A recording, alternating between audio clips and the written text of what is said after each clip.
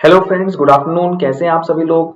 I hope everyone is doing great as usual. और हम लोग आज मिले हैं सैटरडे को एक बहुत ही शानदार सेशन के साथ जिसका नाम है रिवीजन बैच। आप सबको पता है कि सैटरडे पर हमारे यूट्यूब चैनल पे अनअकैडमी गेट सी पे चल रहा है रिवीजन बैच, जिसमें सारे एजुकेटर्स हमारे चैनल पे कुछ ना कुछ सब्जेक्ट रिवाइज करवा रहे हैं जो कि हमारे यूट्यूब पे चल रहे हैं, है ना।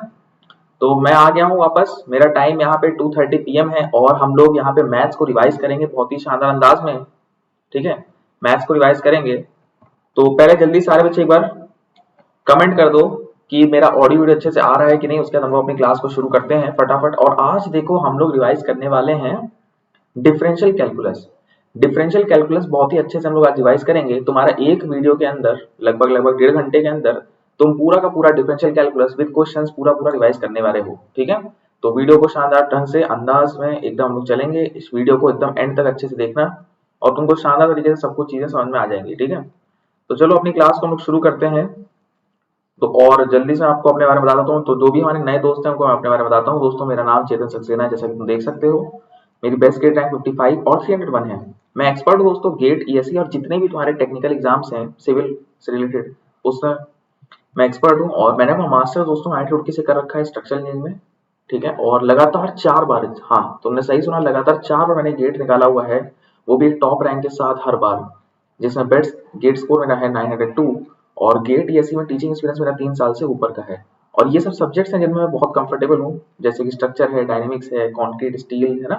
फिर हाइड्रोलॉजी तो मेरा हमेशा से प्यार रहा है, हाइड्रोलॉजी इरिगेशन तो है ही मेरा फेवरेट। उसके बाद हमारा जियोटेक है, OCL, CPM part, BMC, transport environment, ये सब भी है। और मैथ्स तो भाई क्या ही बताऊं, मैथ्स में तो एकदम दिल आ जाता है। ठीक है, ओके सर। और ये मेरा कोड है जो सबको पता है, CS10 is my code. CS10 को आप लोग यूज कर सकते हैं अगर आप लोग को मैक्सिमम डिस्काउंट चाहिए अनअकैडमी के सब्सक्रिप्शन लेते समय, चाहे वो प्लस का सब्सक्रिप्शन हो चाहे वो आइकॉनिक का सब्सक्रिप्शन हो। ठीक है, अब प्लस के सब्सक्रिप्शन में क्या क्या फायदे होते हैं आप सबको पता है। लाइव क्लासेस हैं, क्रैश कोर्सेज हैं, वीकली टेस्ट हैं, डाउट्स तुम्हारे एजुकेटर लाइव सॉल्व करते हैं 1-on-1 क्लास में, है ना। और इंग्लिश हिंदी बैचेज हैं, रैंक इंप्रूवमेंट बैचेज हैं, आरआईबी है, ये तुम्हारे प्लस के फायदे हैं। लेकिन अगर तुम आइकॉनिक का सब्सक्रिप्शन लेते हो दोस्त, तो तुम्हें प्लस से ज्यादा फायदे मिलेंगे। प्लस के अंदर जो फायदे हैं वो तो है ही, प्लस साथ में आइकॉनिक में देखो 3-4 चीजें एक्स्ट्रा है। वो क्या है, जैसे एक पर्सनल कोच तुम्हें मिलता है, एक पर्सनल कोच तुम्हें अलॉट होगा। उसका काम है तुम्हें बराबर गाइड करना, तुम्हें कैसे तुम्हें प्लान करना है। देखो बहुत से बच्चे क्या होता है अपनी स्टडी को प्लान नहीं कर पाते हैं, सबका ऐसा कैलिबर नहीं है कि वो हर चीज सोच लें और प्लान आउट कर लें। तो कुछ बच्चे जिनको बहुत कंफ्यूजन होती है कि सर कैसे पढ़ना है, क्या करना है, कब सोना है, कब उठना है, कब बैठना है, तो सारी प्लानिंग तुम्हारी यहाँ पे पर्सनल कोच कर देगा। ठीक है, तुम्हारी स्टडी को प्लान कर देगा, स्टडी बूस्टर सेशंस मिलेगा, तुम्हें बराबर गाइडलाइंस मिलेगी, तो रेगुलर वर्कशॉप्स भी होती रहेंगी, पर्सनलाइज्ड टेस्ट एनालिसिस होती है। ठीक है, और सबसे कमाल की बात, यहाँ पे तुमको प्रिपरेटरी स्टडी मटेरियल मिलता है। प्रिपरेटरी स्टडी मटेरियल मिलता है तुमको, जो जनरली, अब इसका मतलब ये है कि तुमको कहीं जाने की जरूरत नहीं है, तुम घर बैठे बैठे अपना बढ़िया से तैयारी कर सकते हो। अब तुम्हें किसी भी जगह जाने की जरूरत नहीं है और शानदार ढंग से घर में तैयारी करो आराम से बैठ के। ठीक है, सुरक्षित ढंग से। और तो पता है यूट्यूब पे देखो यार, यूट्यूब पे भी बहुत सारी प्लेलिस्ट पड़ी हुई हैं, तुम लोग उसको भी चेकआउट कर सकते हो। हमारे चैनल पे ही यूट्यूब पे तुम जाके देख सकते हो, एफएम है, सोम है, स्टील है, जियोटेक है, मतलब बहुत कुछ है। एक बार जरा विजिट करना। मैंने हाइड्रोलॉजी पढ़ा है, इरिगेशन पढ़ाया हुआ है ना, और इस तरह से भी मैं मैथ्स पढ़ा रहा हूँ। तो धीमे धीमे हमारे सेशन चलते जा रहे हैं। और फीस वगैरह तुमको पता है, 1 साल की फीस यहाँ पे देख सकते हो। जब कोड लगा दोगे तब, वैसे तो 30,000 कुछ है, लेकिन जब तुम कोड लगाओगे CS10 तो तुम्हारा फीस हो जाएगी 27,225। ठीक है, okay sir, not a problem at all. और ऐसे 1.5 साल की फीस तुम्हारी ये है, और 2 साल की फीस लगभग लगभग इतनी है डिस्काउंट होने के बाद, मैक्सिमम डिस्काउंट होने के बाद आप देख सकते हैं। ठीक है, CS10 कोड आप लोग को यूज करना है तो आप लोग को डिस्काउंट मिल जाएगा।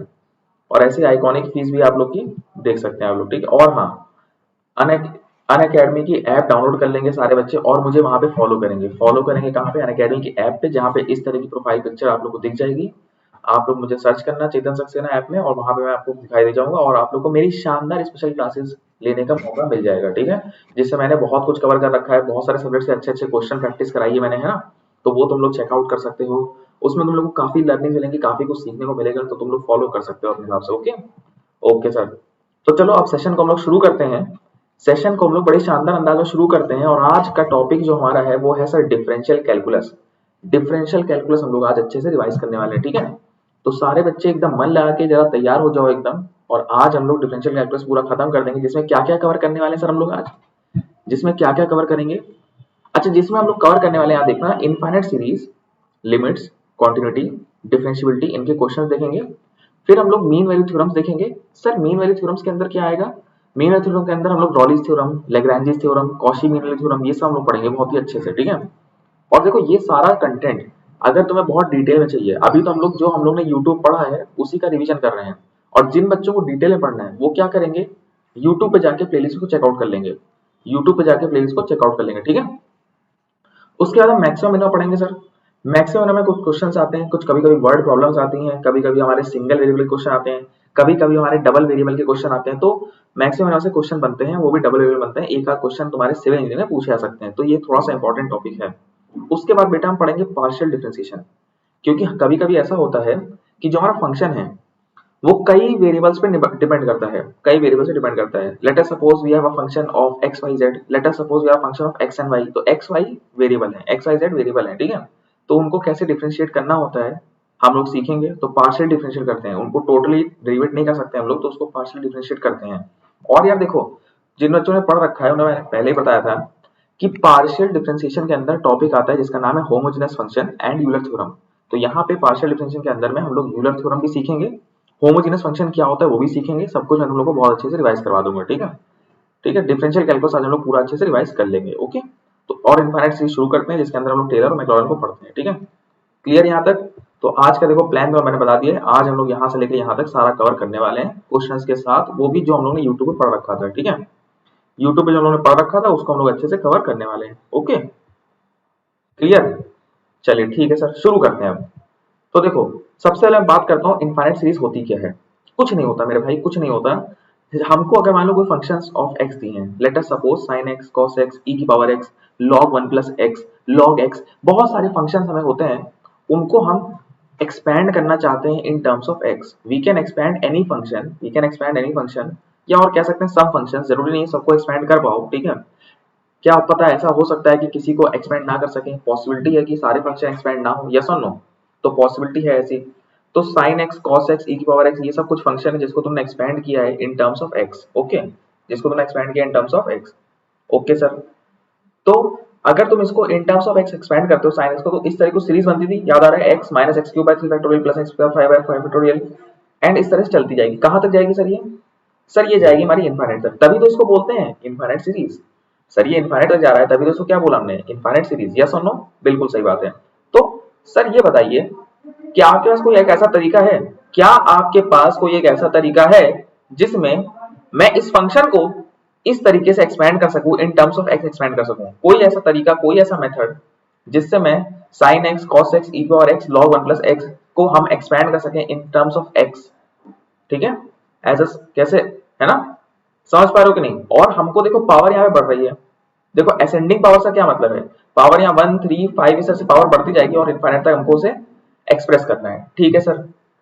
अच्छा, फंक्शंस मेरे होते हैं दो टाइप के, फंक्शंस दो टाइप के हैं। तुम्हारे जितने भी अलजेब्रिक फंक्शन होते हैं, जैसे उसमें क्या आता है, एक्स स्क्वायर आता है, पॉलिनोमियल होता है बेसिक, बेसिक तुम्हारा जो पॉलिनोमियल है, जैसे एक्स क्यूब प्लस 5 प्लस, समझ रहे हो, x cube plus 5x plus 6, ये सब क्या है हमारा पॉलिनोमियल बेटा, ठीक है। सारे रैशनल इरेशनल नंबर जो भी हमारे फंक्शन पीस वाइज कंटीन्यूअस है। अब पीस वाइज कंटीन्यूअस फंक्शन क्या होता है, तुमको पढ़ रखा है, तुमने मॉड एक्स का ग्राफ पढ़ रखा है, तुमने साइन ऑफ फंक्शन पढ़ रखा है, ठीक है। तो ये सब चीजें, ग्रेटेस्ट इंटीजर फंक्शन पढ़ रखा है, ये सब क्या है, थोड़ी दूरी तक कंटीन्यूअस रहते हैं, लेकिन फिर एक ब्रेक आता है, उसके बाद फिर कंटीन्यूअस हो जाते हैं, फिर एक ब्रेक आता है, फिर उसके बाद कंटीन्यूअस हो जाते हैं, ठीक है। मतलब पीस वाइज कंटिन्यूटी का मतलब ये होता है कि हमारे फंक्शन कंटीन्यूअस है लेकिन सर्टेन इंटरवल्स में, उस सर्टेन इंटरवल के बाद वो ब्रेक होंगे, फिर से कंटीन्यूअस हो जाएंगे, ब्रेक होंगे, फिर कंटीन्यूअस हो जाएंगे। तो इसको कहते हैं टुकड़ों टुकड़ों में, पीस वाइज, है ना, पीस वाइज, यस और नो? और ट्रांसेंडेंटल क्या होता है सर, जो हमारे इनवर्स ट्रिग्नोमेट्रिक फंक्शन है, ट्रिग्नोमेट्रिक फंक्शन है, लॉगरिथमिक फंक्शन है, एक्सपोनेंशियल फंक्शन है, ये सारे हमारे ट्रांसेंडेंटल फंक्शन है, ठीक है। तो जनरली जो हम लोग फॉर्मूले देखने वाले हैं एक्सपैंड करने के, वो सारे देखने वाले हैं ट्रांसेंडेंटल फंक्शन के। For example sin x, tan x, e की power x, log x, log 1 plus x, इन सब के फॉर्मूले हम लोग देखेंगे कि इन सबको सर हम कैसे एक्सप्रेस कर सकते हैं in powers of x, ascending powers of x up to infinity, हमें इनकी सीरीज बनानी है। ओके सर, तो चलिए बड़ी शानदार तरीके से हम लोग शुरू करते हैं इसको, ठीक है। तो सबसे पहले तुम्हारा बेटा आ रहा है टेलर थ्योरम, सबसे पहले तुम्हारा आता है टेलर थ्योरम या टेलर सीरीज, ठीक है।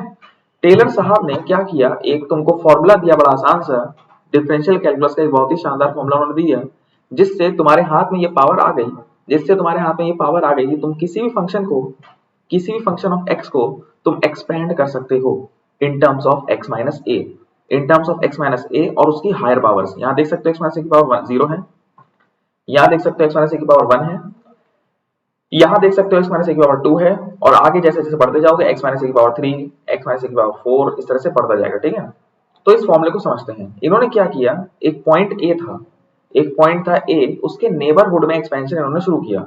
क्या मतलब सर इसका? इसका सिंपल सा मतलब ये है, जैसे मान लो यहाँ पे एक पॉइंट है ए, तो इसके जस्ट हल्का सा आगे आ जाओ, हल्का सा जस्ट आगे आएंगे तो क्या हो जाएगा a प्लस एच, हल्का सा और आगे आओगे तो a प्लस 2h। मेरी बात समझ पा रहे हो कि नहीं, है ना, a plus H, a plus 2h।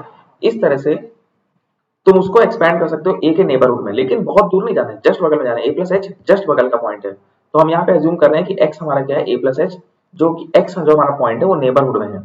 अरे नेबरहुड मतलब a के जस्ट बगल में, a के जस्ट बगल में हल्का सा आगे। ठीक है, ओके सर। तो हमारा जो पॉइंट है x इक्वल टू a, उसके नेबरहुड में हम एक्सपेंड करना शुरू कर रहे हैं, तो x को हमने a प्लस एच माना, और ऑब्वियसली बात है कि तुम्हारा h है ये बहुत छोटा है। जब ये भाई जब तक बहुत छोटा नहीं होगा, जब तक ये h की वैल्यू वेरी स्मॉल नहीं होगी, until unless h is very small, you are not in the neighborhood of a, तुम उसके बगल में नहीं हो। h बड़ा होगा तो तुम ज्यादा आगे चले जाओगे। ठीक है, हाँ सर ये बात तो आपकी समझ में आई हमें। तभी हम यहाँ पे लिख रहे हैं कि h टेंड्स टू 0, और h की वैल्यू यहाँ से क्या निकल गई कि x माइनस ए, x हल्का सा आगे, a हमारा पॉइंट है, a हमारा वो पॉइंट है जिसके अबाउट हम एक्सपेंड कर रहे हैं, x उसके हल्का सा आगे है। ठीक है, कितना आगे है, h आगे है, h इज वेरी स्मॉल। ठीक है, तो h की वैल्यू क्या है, x माइनस ए, और h टेंड्स टू 0 है। समझ में आ गया सर? तो टेलर ने बोला कि f of a plus H मतलब x, तुम x पे खड़े हो, x कहाँ है, हल्का सा आगे। ठीक है, x कहाँ है, हल्का सा आगे। ठीक है, किसके आगे, a के आगे, तो a plus H, f of a plus H को हम लोग लिखते हैं टेलर सीरीज के हिसाब से f of a upon 0 factorial, फिर f dash a upon 1 factorial into h, plus f double dash a upon 2 factorial into h square. फिर क्या आएगा बताओ, थर्ड टर्म क्या आएगा बताओ, थर्ड टर्म आएगा सर h क्यूब। यार देखो h की पावर बढ़ती जा रही है ना, हाँ सर h की पावर तो बढ़ रही है, yes sir you are right, h की पावर तो बढ़ती जा रही है, h की पावर तो बढ़ती जा रही है। फिर यहाँ क्या लिखेंगे, f triple dash a upon f triple dash a upon 3 factorial. ठीक है, अपॉन 3 फैक्टोरियल, प्लस इस तरह से एंड सो ऑन, इस तरह से चलता जाएगा। ठीक है, अब देखो मैंने क्या करा, a प्लस एच की जगह यहाँ पे x लिख दिया। तुम देख सकते हो a प्लस एच की जगह मैंने क्या लिख दिया, x। हाँ सर ये भी सही है। तो f ऑफ a अपनी जगह पे ना 0 फैक्टोरियल वैसे का वैसे ही हो गया। h की जगह मैंने क्या लिखा, x माइनस a, h की जगह मैंने क्या लिखा, x minus a, f dash वैसे का वैसे ही रहा, 1 1 वैसे का रहा। h की जगह मैंने क्या लिखा, अब देखो इस पूरे फॉर्मूले में जहां जहां देखो a प्लस एच की जगह मैंने x रख दिया और h की जगह x माइनस a रख दिया, सिंपल सी बात। तो मेरा f ऑफ x जो मेन फॉर्मूला बन के आगे जो मुझे याद करना है वो ये है, f of x is equal to f of a x minus a f double dash a upon 1 factorial plus x minus a का whole square f double dash a upon 2 factorial and so on. तुम देख सकते हो यहाँ पे कि तुम्हारा जो फंक्शन ऑफ x है यार, तुम्हारा जो फंक्शन ऑफ x है वो x माइनस a की असेंडिंग पावर्स में आ गया। यहाँ x माइनस a की पावर 0 है, 1 है, 2 है, इस तरह से सो ऑन। ठीक है, मतलब तुमने अपने फंक्शन को x माइनस a की पावर्स में एक्सपैंड कर दिया अप टू इंफिनिटी। तुमने अपने फंक्शन ऑफ x को x माइनस a की पावर्स में एक्सपैंड कर दिया in ascending powers up to infinity with the help of Taylor theorem, with the help of Taylor theorem. तुम बोलोगे सर फॉर्मूला तो आसान लग रहा है, कुछ बहुत खास तो नहीं है, हम सीधे सीधे वैल्यू पुट कर देंगे। ठीक है, जो भी दिया होगा हम पुट कर देंगे। ठीक है, तो एग्जांपल्स को उसको समझते हैं। ठीक है, तो देखो एक क्वेश्चन आया हमारे सामने, यहाँ क्वेश्चन बोला एक्सपैंड यूजिंग टेलर थ्योरम। बोल रहा है फंक्शन ऑफ x हमारा sin x है।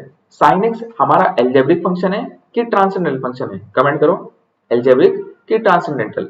सर ये जो हमारा टेलर थ्योरम का फंक्शन है, ये जो हमारा फंक्शन है सर, ये हमारा ट्रांसेंडेंटल फंक्शन है, हमें इसे एक्सपेंड करना अबाउट x इक्वल टू 0, मतलब जो हमारा a पॉइंट दिया गया है वो a पॉइंट 0 है। यस और नो कमेंट करो। सारे बच्चे जरा इसको ऑब्जर्व करने की कोशिश करो। देखो मैंने क्या किया है यहाँ पे, अब अगर तुम इस क्वेश्चन को ऑब्जर्व करो तो देखो मैंने क्या करा, पहले लिखा फंक्शन ऑफ x। ठीक है, मैंने इसको एक बार डिफरेंशिएट किया, cos x हो गया, दो बार डिफरेंशिएट किया तो cos का माइनस साइन हो गया, तीन बार डिफरेंशिएट किया तो साइन का cos हो गया, माइनस का माइनस वैसे का वैसे रहा, चार बार मैंने डिफरेंशिएट कर दिया। अब मैं क्या करूंगा उस पॉइंट a पे, देखो क्योंकि यहाँ पे लिखा हुआ f of a, f of x लिखा था, f डैश x लिखा था, f डबल डैश था, ट्रिपल डैश, इस तरह से तुम्हें जितने टर्म्स चाहिए तुम उतनी बार डिफरेंशिएट करके रख लो, तुम्हें जितने टर्म्स चाहिए उसको उतनी बार डिफरेंशिएट करके रख लो। यस सर ये भी हमारे दिमाग में जा रहा है, इसमें भी कोई दिक्कत नहीं है। ठीक है, उसके बाद पॉइंट का नाम क्या है, a। भाई पॉइंट का नाम क्या है, a। हाँ सर पॉइंट का नाम तो a है, तो एक काम करो ना, एक काम करो, जहां जहां x है वहां वहां a रख दो, तो a हमारा कितना दिया है, 0। तो हमने क्या करा, zero, F dash zero, f double dash zero, सब कुछ हमने जीरो रख दिया। साइन जीरो कितना आ गया, जीरो, कॉस जीरो कितना आ गया, 1। इस तरह से सारी वैल्यूज हमने निकाल ली। ठीक है। हाँ सर, अब हम फॉर्मुला लगा देंगे। देखो फॉर्मुला हमारे सामने सामने लिखा है, F of X plus F of A बेटा कितना था, जीरो, एक्स माइनस ए कितना था, जीरो, एफ डैश ए कितना था, जीरो। समझ गए? जहां जहां ए था बेटा हमने पॉइंट रख दिया। अरे जहां जहां ए था वहां हमने पॉइंट रख दिया, क्योंकि आप ही ने बोला सर कि टेलर थ्योरम में जब हम एक्सपेंड करते हैं तो about x equal to a expand करते हैं। ए क्या है, वो गिवन पॉइंट जिसके नेबरहुड में जाके हम टेलर सीरीज लगा रहे हैं और अपने फंक्शन को एक्सपेंड करते चले जा रहे हैं in ascending powers of x minus a up to infinity. यही तो बात हुई थी। जी हाँ सर। अब हम बात करते हैं आगे, एक्स माइनस जीरो का होल क्यूब, इस तरह से लिखते चलेगा। ठीक है। अब वैल्यूज पुट कर दो यार, एफ ऑफ जीरो कितना है, जीरो, तो हमने जीरो रख दिया। एक्स माइनस जीरो की पावर 1 कितना हो गया, एक्स, और एफ डैश जीरो कितना हो गया, 1, 1 अपॉन 1 कितना हो गया, 1 यहाँ पे। सिंपल। फिर क्या, एक्स माइनस जीरो का whole square upon 2 factorial f double dash zero, f double dash value कितनी है, जीरो, तो वो जीरो हो गया है। इस तरह से देख सकते हैं ऑल्टरनेट टर्म सारे जीरो आ रहे हैं, ऑल्टरनेट टर्म सारे जीरो आ रहे हैं। ये सुन लो, हाँ सर ये भी सही बात है। तो यहाँ हमने एक्स लिखा, यहाँ हमने लिखा माइनस, माइनस आ जाएगा यहाँ पे क्योंकि इसकी एफ डबल ट्रिपल डैश की वैल्यू -1 है। हाँ sir, minus x cube upon 3 factorial and so on and so on. तो देख सकते हो तुम किस तरह से यहाँ पे, किस तरह से यहाँ पे तुमने sin x की सीरीज ऑब्टेन कर ली।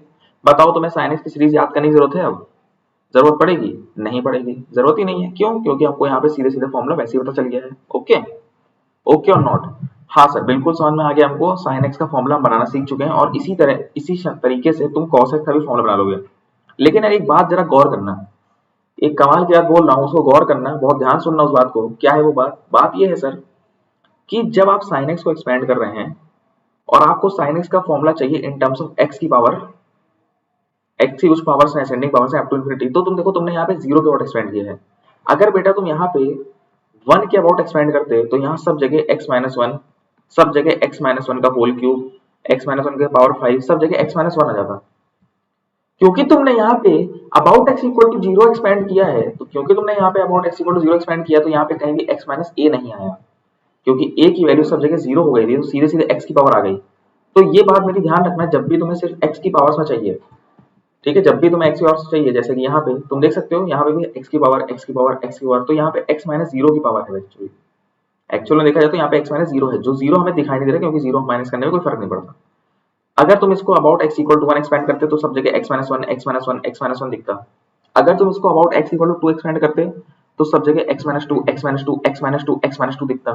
और बेटा अगर तुम इसको about x equal to 4 expand करते तो सब जगह तुमको x minus 4, x minus 4, x minus 4 दिखाई देता। ठीक है, ये बात समझ में आ रही है कि नहीं बताओ? ये बात समझ में आ रही है? Yes sir, absolutely correct. ठीक है भाई, ये बात सर हमको समझ में आ गई है। अब हम एक क्वेश्चन और देखते हैं। यहाँ लिखा है एक्सपेंड e की पावर x।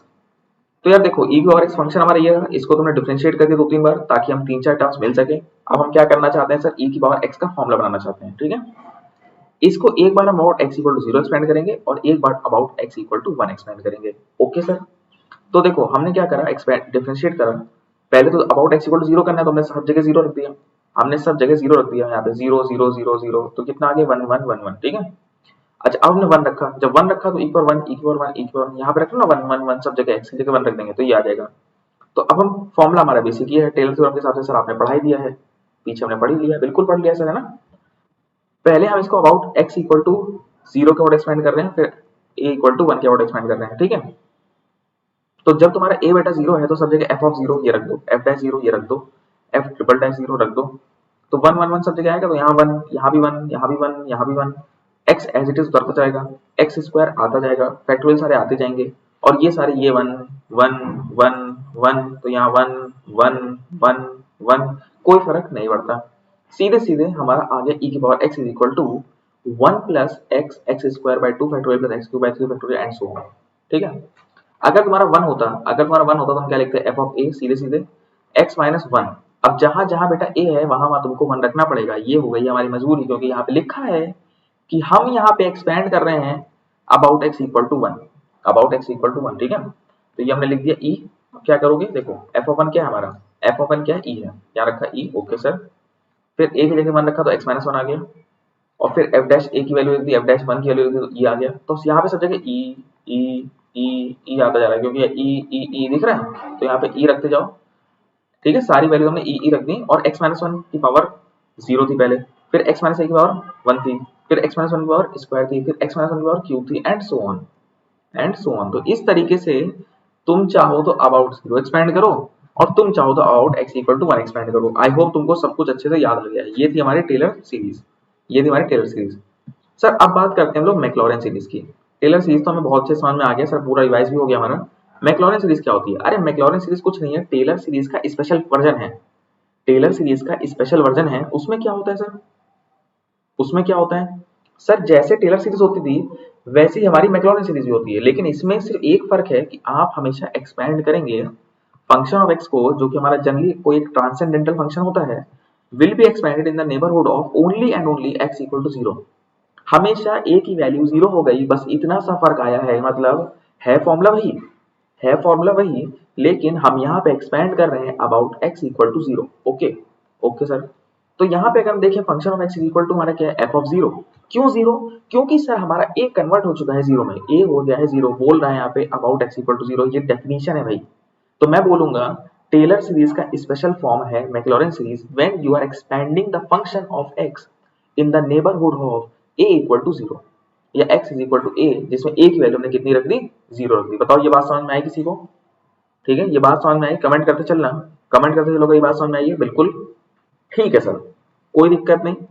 तो हमने आपने हमें क्वेश्चन दिया, क्वेश्चन क्या दिया? Expand ln log 1 plus x. यहाँ सर हमें log 1 प्लस एक्स का फॉर्मूला बनाना है, एक्सपेंड करना है बाय मैक्लॉरेंस थ्योरम। तो मैक्लॉरेंस थ्योरम जब हम लगाएंगे तो ऑब्वियस सी बात हो चुकी है कि हम यहाँ पे एक्सपेंड करेंगे अबाउट x इक्वल टू 0। तो 0 हमारा a है। ठीक है, तो हमने काम करा, इसको सर 2-4 बार डिफरेंशिएट करके रख लेते हैं ताकि 2-3 टर्म्स हमें अच्छे से मिल जाए। हमने 2-4 बार इसको डिफरेंशिएट करना शुरू किया, हमने फंक्शन ऑफ x को लिख दिया, फिर हमने इसको डिफरेंशिएट किया 1/1 प्लस x, फिर हमने इसको 2 बार डिफरेंशिएट किया। भाई इसका डिफरेंशिएशन जानते ही हो, -1/1 प्लस x का होल स्क्वायर। यस और नो? ऐसे हमने यहाँ पे 3 बार डिफरेंशिएट किया। ठीक है, फिर क्या करा सर? हमने सब जगह 0 पुट करना शुरू कर दिया, 0 0 0 0, सब जगह हमने 0 पुट करना शुरू कर दिया। तो log 1 कितना हो गया? 0। फिर यहाँ 0 पुट करा तो सीधे सीधे बना गया, यहाँ 0 पुट करा तो -1 आ गया, फिर यहाँ 0 पुट किया 2 आ गया, एंड सो ऑन। इस तरह से वैल्यू निकलती चली आई हमारी। किसकी किसकी वैल्यू निकलती चली आई? जिनको हमको फॉर्मूले पुट करना है। अब हम फॉर्मूले पुट करते हैं सर। ये हमारा फॉर्मूला शानदार आप देख सकते हैं स्क्रीन के ऊपर, log 1 प्लस एक्स का फॉर्मूला लिखा हुआ है। ठीक है, सिंपल जो वैल्यूज निकल के आई थी, क्या क्या आई थी? 0 1 -1 2, ये देखो रख दी 0 1, ये देखो -1 और ये देखो 2। एंड इस तरह से तुम्हारी जितनी वैल्यूज आती जाएंगी तुम लिखते जाना। एग्जाम में तुमसे जो भी टर्म पूछा तुम निकाल सकते हो। ठीक है, तो कोई बहुत बड़ी चीज नहीं है, तुमको जो भी टर्म वो पूछ रहे हैं तुम निकाल लोगे आराम से। ठीक है, अगर एक आध टर्म पूछ रहे तो वो निकाल देना, वरना पूरी सीरीज लिख देना, जो भी हो हम अपना सॉल्व कर सकते हैं। ठीक है, और इस प्रकार से हमारा log 1 प्लस एक्स का फॉर्मूला बन गया अप टू इन्फिनिटी। लेकिन बेटा याद रखना कि इसमें तुमने एक्सपेंड किया है अबाउट x इक्वल टू 0। इसमें तुमने एक्सपेंड किया है about x equal to 0। This is very very important, इस बात को भूलना नहीं। ठीक है, इसमें तुमने एक्सपेंड किया about x equal to 0। Okay ठीक है सर। अच्छा, गेट एग्जाम में क्वेश्चंस किस प्रकार के आते हैं? गेट एग्जाम में क्वेश्चंस किस प्रकार के आते हैं उसको समझने से पहले जरा पहले हम एक बार बेसिक देख लेते हैं अपना। तुम ये बताओ मेरे भाई, हमारे इस f ऑफ x में जो टर्म्स हैं, ये फर्स्ट टर्म है, ये हमारा सेकंड टर्म है सर, ये हमारा थर्ड टर्म है, इस तरह से फोर्थ टर्म होगा, एंड सो ऑन। जरा ये देखना पड़ा ध्यान से, ये जो फर्स्ट टर्म है इसमें x की पावर कितनी है सर? 0। सर ये जो सेकंड टर्म है इसमें पावर कितनी है? 1। ये जो थर्ड टर्म है इसमें पावर कितनी है? 2। सर टर्म जितना जो आप nth टर्म बोल रहे हैं, अगर आप nth टर्म की बात कर रहे हैं, थर्ड टर्म फोर्थ टर्म बोल रहे हैं, तो उसमें पावर एक कम है। क्योंकि सर आप देख सकते हैं थर्ड टर्म में पावर यहाँ पे 2 चल रही है, सेकंड टर्म में पावर यहाँ पे 1 चल रही है, पावर एक कम चल रही है एज कम्पेयर टू टर्म। ठीक है, इस बात को समझ सकते हो तुम। ठीक है, जैसे मान लो ये पावर 2 है तो समझना थर्ड टर्म है, पावर में अगर 4 बोल दो समझना फिफ्थ टर्म है। बात समझ में आ रही है? अब एग्जाम में करते क्या है ना, गेट में यार, गेट में क्वेश्चन हल्का सा ट्विस्ट कर देते हैं। तुमसे एग्जाम में बोल देंगे कि भाई ऐसा करो, आप एक काम करो, यहाँ पे x माइनस ए का क्यूब, जो जिस ऐसा टर्म ढूंढो जिसमें x माइनस ए का क्यूब आएगा, उसके बगल में जो लिखा है वो बता दो, कोफिशिएंट बता दो, उसका कोफिशिएंट बता दो। ठीक है, आप एक काम करिए, x माइनस ए का होल क्यूब का एक्सपेंशन आप मतलब x माइनस ए का होल क्यूब के बगल में जो कोफिशिएंट बता दीजिए इन द एक्सपेंशन ऑफ e की पावर x। तो तुम क्या करोगे? कुछ नहीं करना है, दो रास्ते हैं, या तो e की पावर x को एक्सपेंड कर लो और देख लो जहां पे x माइनस ए का होल क्यूब लिखा हुआ है उसके बगल में जो भी लिखा है उसको तुम लिख दो, या सीधे सीधे तुम सोच सकते हो। देखो पूरी सीरीज निकालने का कोई फायदा ही नहीं है। जो होशियार बच्चे हैं, जिनका एप्टीट्यूड थोड़ा बढ़िया है, जो समझ सकते हैं, यहाँ पे पूरी सीरीज निकालने का मतलब ही नहीं है। e की पावर x को आप क्यों एक्सपेंड कर रहे हैं सर? आप एक काम करिए ना, आपको ये सीधे पता चल गया कि लिखा है x माइनस ए का होल क्यूब, तो तुमको पता है कि e की पावर x में जो चौथा टर्म होगा बेटा, I repeat fourth term, e की पावर x में फोर्थ टर्म जो होगा उसमें क्या होगा, उस फोर्थ टर्म में क्या होगा, उस फोर्थ टर्म में सर x माइनस ए का होल क्यूब होगा, उस फोर्थ टर्म में x माइनस ए का होल क्यूब होगा, समझ रहे हो? क्यों भाई, फोर्थ टर्म ये होगा, यस सर बिल्कुल। और फोर्थ टर्म क्या होता है ये तुमको बहुत ही अच्छे से पता हुआ है, फोर्थ टर्म क्या होता है देखो, देखने की जरूरत क्या है, फिर तुमको पता है फोर्थ टर्म में क्या आएगा, एफ ट्रिपल डैश है और x माइनस ए का whole cube upon 2 factorial 3 factorial sorry, fourth term है ना। हाँ सर, तो देखो फोर्थ टर्म हमने लिखेंगे यहाँ पे, और फोर्थ टर्म हमारा क्या हो जाएगा sir, F triple dash A upon 3 factorial into X minus ए का होल क्यूब। अब x माइनस ए का होल क्यूब के बगल में क्या लिखा है, ये सब ये लिखा हुआ है, हाँ सर ये लिखा हुआ है, तो यही हमारा कोफिशिएंट हो जाएगा, यही हमारा कोफिशिएंट हो जाएगा। इसको निकाल लेंगे, सीधे क्या करो, डिफरेंशिएट करो 3 बार। अब e की पावर x हमारा फंक्शन है, उसको 3 बार डिफरेंशिएट करोगे, e की पावर x वही रहेगा, हर बार वही आ जाएगा। और about x equal to a, तो x इक्वल टू a, तो जहां जहां x है वहां a रख दो, e की पावर a हो गया, सीधे सीधे रख दो e की पावर a, और 3 फैक्टोरियल कितना होता है 6, तो हमको कोफिशिएंट मिल गया फोर्थ टर्म में x माइनस a का होल क्यूब का कोफिशिएंट हमें यहाँ पे आराम से मिल गया। बताओ, जितने बच्चों को समझ में आया थम्स अप करते चल रहे हैं, यहाँ पे जरा आप लोग कमेंट करते चलिएगा, ठीक है? थोड़ा सा कमेंट बॉक्स जरा रेड कर दो बढ़िया से, जैसे हमेशा तुम लोग करते हो, तो हम लोग को चीजें यहाँ पे समझ में आ जाएंगी, चीजें यहाँ समझ में आ जाएंगी, हाँ भाई ठीक है, कि हमें क्वेश्चन समझ में आ गया, ठीक है। अब जैसे इस क्वेश्चन में क्या बोल रहा है, फिफ्थ टर्म निकालो, यहाँ पे क्वेश्चन नहीं पूछा है, इस क्वेश्चन में पूछा है फिफ्थ टर्म निकालो, तो बताओ तुमको ये समझ में आ रहा है कि नहीं। और in the expansion of sine x, इधर बोल रहा है in the expansion of sine x about x equal to 2। अच्छा फिफ्थ टर्म, हाँ सर फिफ्थ टर्म आपने बताया, जो टर्म है उसमें पावर एक कम होती है, जैसे फिफ्थ टर्म बोल रहा है तो पावर यहाँ पे 4 होगी, डिफरेंशिएशन यहाँ पे 4 बार होगा, फैक्टोरियल यहाँ पे 4 का होगा, ठीक है। अब क्योंकि अबाउट एक्स इक्वल टू 2 कर रहे हैं, तो क्या करना पड़ेगा, x माइनस 2 की पावर 4, ठीक है भाई, फिफ्थ टर्म है ना, और अबाउट एक्स इक्वल टू 2 है, तो यहाँ पे x माइनस 2 आ गया, x माइनस ए कितना माना हमने, 2 माना है, ओके हाँ सर बिल्कुल सही बात है। तो अब बेटा f ऑफ x हमारा क्या है, sin x, f of x हमारा क्या है, sin x, इसको 4 बार डिफरेंशिएट करेंगे, sin का cos, cos का माइनस sin का माइनस cos, इसका cos, और 2 रख देंगे तो हमारा sin 2 हो जाएगा, ठीक है, ये हमारा आंसर आ गया, सिंपल सी बात। फिफ्थ टर्म निकल के आ गया directly without any time, without any time हमारा सीधे सीधे ये निकल के आ गया है, क्लियर हो गया बताओ, ठीक है। तो इस तरह से याद रखना, इस तरह से याद रखना कि हम लोग किस तरीके से हम लोग एक्सपेंड करते हैं, और एग्जाम में हमसे कोफिशिएंट पूछ सकता है या तो फिफ्थ टर्म पूछ सकता है, या तो टर्म्स पूछेगा या तो कोफिशिएंट पूछेगा, तो तुम तैयार रहना टेलर सीरीज और मैक्लॉरिन सीरीज को अप्लाई करने के लिए। और देखो आज से यार तुम्हारी सारी समस्या खत्म हो गई है, अब तुम ये बताओ मुझे, तुम sin x को एक्सपेंड करके खुद से निकाल सकते हो? सर बिल्कुल निकाल लेंगे, फॉर्मूला में बड़ा आसान सा लगा, याद हो ही गया है, क्या था formula, F of A plus x लगा, अब सब कुछ 1 की पावर, एक्स माइनस 0 की power 1, F dash 0 upon 1 factorial. Sir अगला टर्म क्या होगा, एक्स माइनस 0 की power square into F double dash upon, समझ रहे हो, 2 फैक्टोरियल, डबल डैश आ गया ना, ऐसे फिर ट्रिपल डैश, हर चीज 3 बार, एक्स माइनस 0 का cube triple dash upon 3 factorial, इस तरह से चलेगा। तो 1 factorial 2 factorial 3 factorial 4 factorial and so on, इस तरह से बढ़ता ही चला जाएगा, ठीक है पावर। और याद रखना जब तुम्हें इस तरह के फंक्शन चाहिए, इस तरह की सीरीज चाहिए, तो ऑब्वियसली तुम यहाँ देख सकते हो अबाउट एक्स इक्वल टू 0 है, मैं पहले तुम्हें बता चुका हूँ, क्योंकि सब जगह यहाँ पे एक्स माइनस 0 आ रहा है, एक्स माइनस 0 की पावर 1, एक्स माइनस 0 की पावर क्यूब, एक्स माइनस 0 की पावर 5, इस तरह से चलता रहेगा, ठीक है। चलिए no problem sir, no problem, ठीक है। तो ये तुम्हारा यहाँ पे टॉपिक हो गया है समाप्त, इसके साथ तुम समझ चुके हो बहुत ही अच्छे से कि सीरीज हमारी क्या होती है। बताओ सीरीज तुम लोग को अच्छे समझ में आया कि नहीं? तुमको देखो बहुत ही बेसिक अंदाज में, देखो 15 मिनट के अंदर तुम्हारा पूरा सीरीज टॉपिक अच्छे से खत्म हो गया। और अब हम लोग शुरू करने वाले हैं लिमिट्स, अब शुरू करने वाले हैं बेटा हम लोग लिमिट्स, ठीक है। तो लिमिट शुरू करते हैं हम लोग। लिमिट्स क्या होती है sir, what is limit, limit क्या है? तुमको जब मैंने लिमिट पढ़ाया था यूट्यूब पे, तुमको याद आ रहा होगा कि हम कोई एक पॉइंट लेते हैं सर, सबसे पहले हम एक पॉइंट चुनते हैं, उस पॉइंट का नाम लेटर सपोज ए है, जैसे वहां पे टेलर अभी मैक्लॉरिन पढ़ा है, वहां पे पॉइंट हमारा ए था, यहाँ पे पॉइंट हमारा ए है, हाँ सर ठीक है। सर ये जो पॉइंट ए है, इस पॉइंट को अप्रोच करने के 2 रास्ते हैं हमारे पास, अगर हम कर्व पे हैं तो इस पॉइंट को अप्रोच करने के 2 रास्ते हैं सर। यहाँ पे जो पॉइंट है और उस पॉइंट के करस्पॉन्डिंग कुछ वैल्यू होगी, जो पॉइंट ए है उससे करस्पॉन्डिंग कुछ वैल्यू होगी, हमने एग्जांपल लिया, लेट अस सपोज यहाँ पे हमने वैल्यू 2 मानी, और जब हमने फंक्शन ऑफ x में a को 2 रखा या x को 2 रखा, तो हमें जो वैल्यू मिल के आई वो मिली 10, वैल्यू इज समथिंग डिफरेंट, यहाँ लिखा हुआ देखो वैल्यू ऑफ 14 10 है, ठीक है सर। लिमिट क्या है सर, लिमिट क्या होती है, देखो अब इस पॉइंट ए पे तुम दो तरफ से अप्रोच कर सकते हो। तुम्हें अप्रोच करना है, तुम्हें वहां पहुंचना नहीं एग्जैक्टली, तुम्हें वहां पे अप्रोच करना है।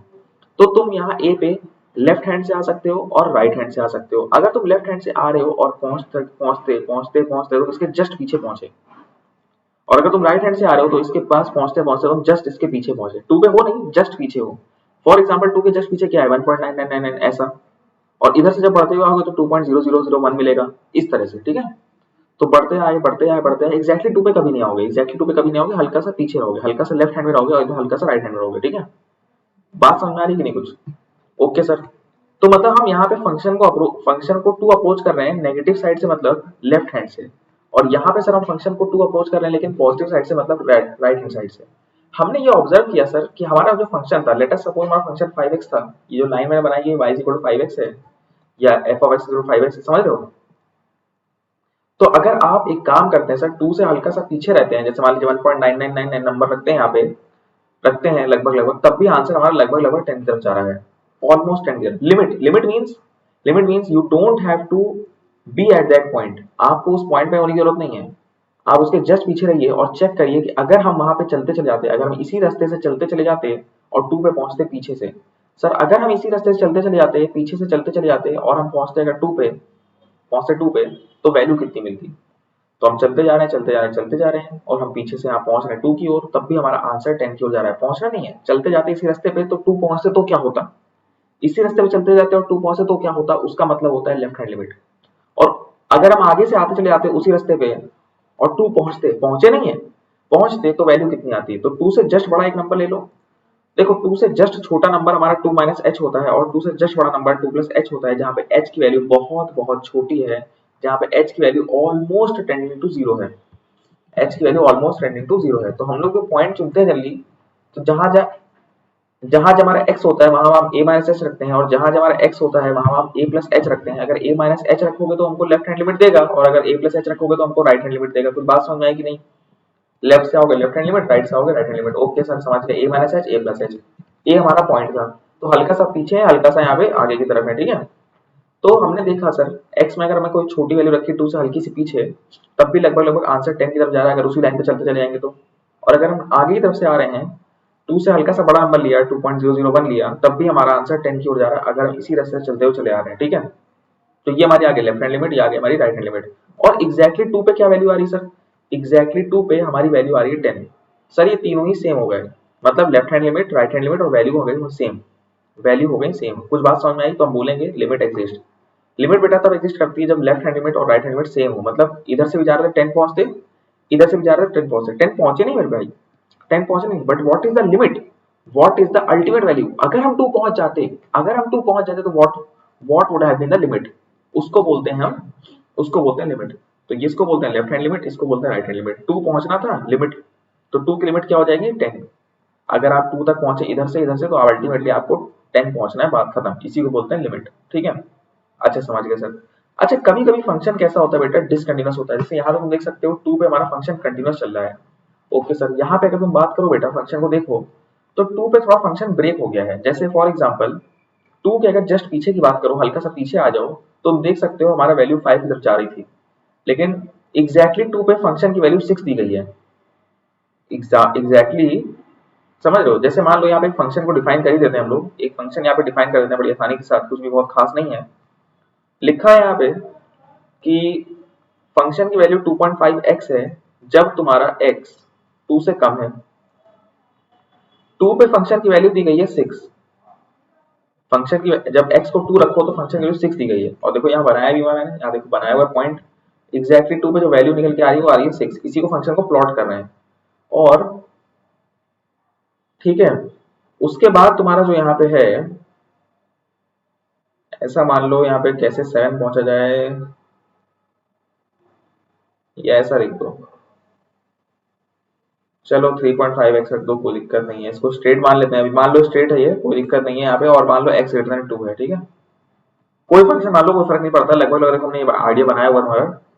तो 2 से कम हमने जब ग्राफ बनाया, 2 से कम के लिए, 2 से पीछे के लिए, तो हमारी ये लाइन मिल गई y is equal to 2.5x। इसको प्लॉट करा।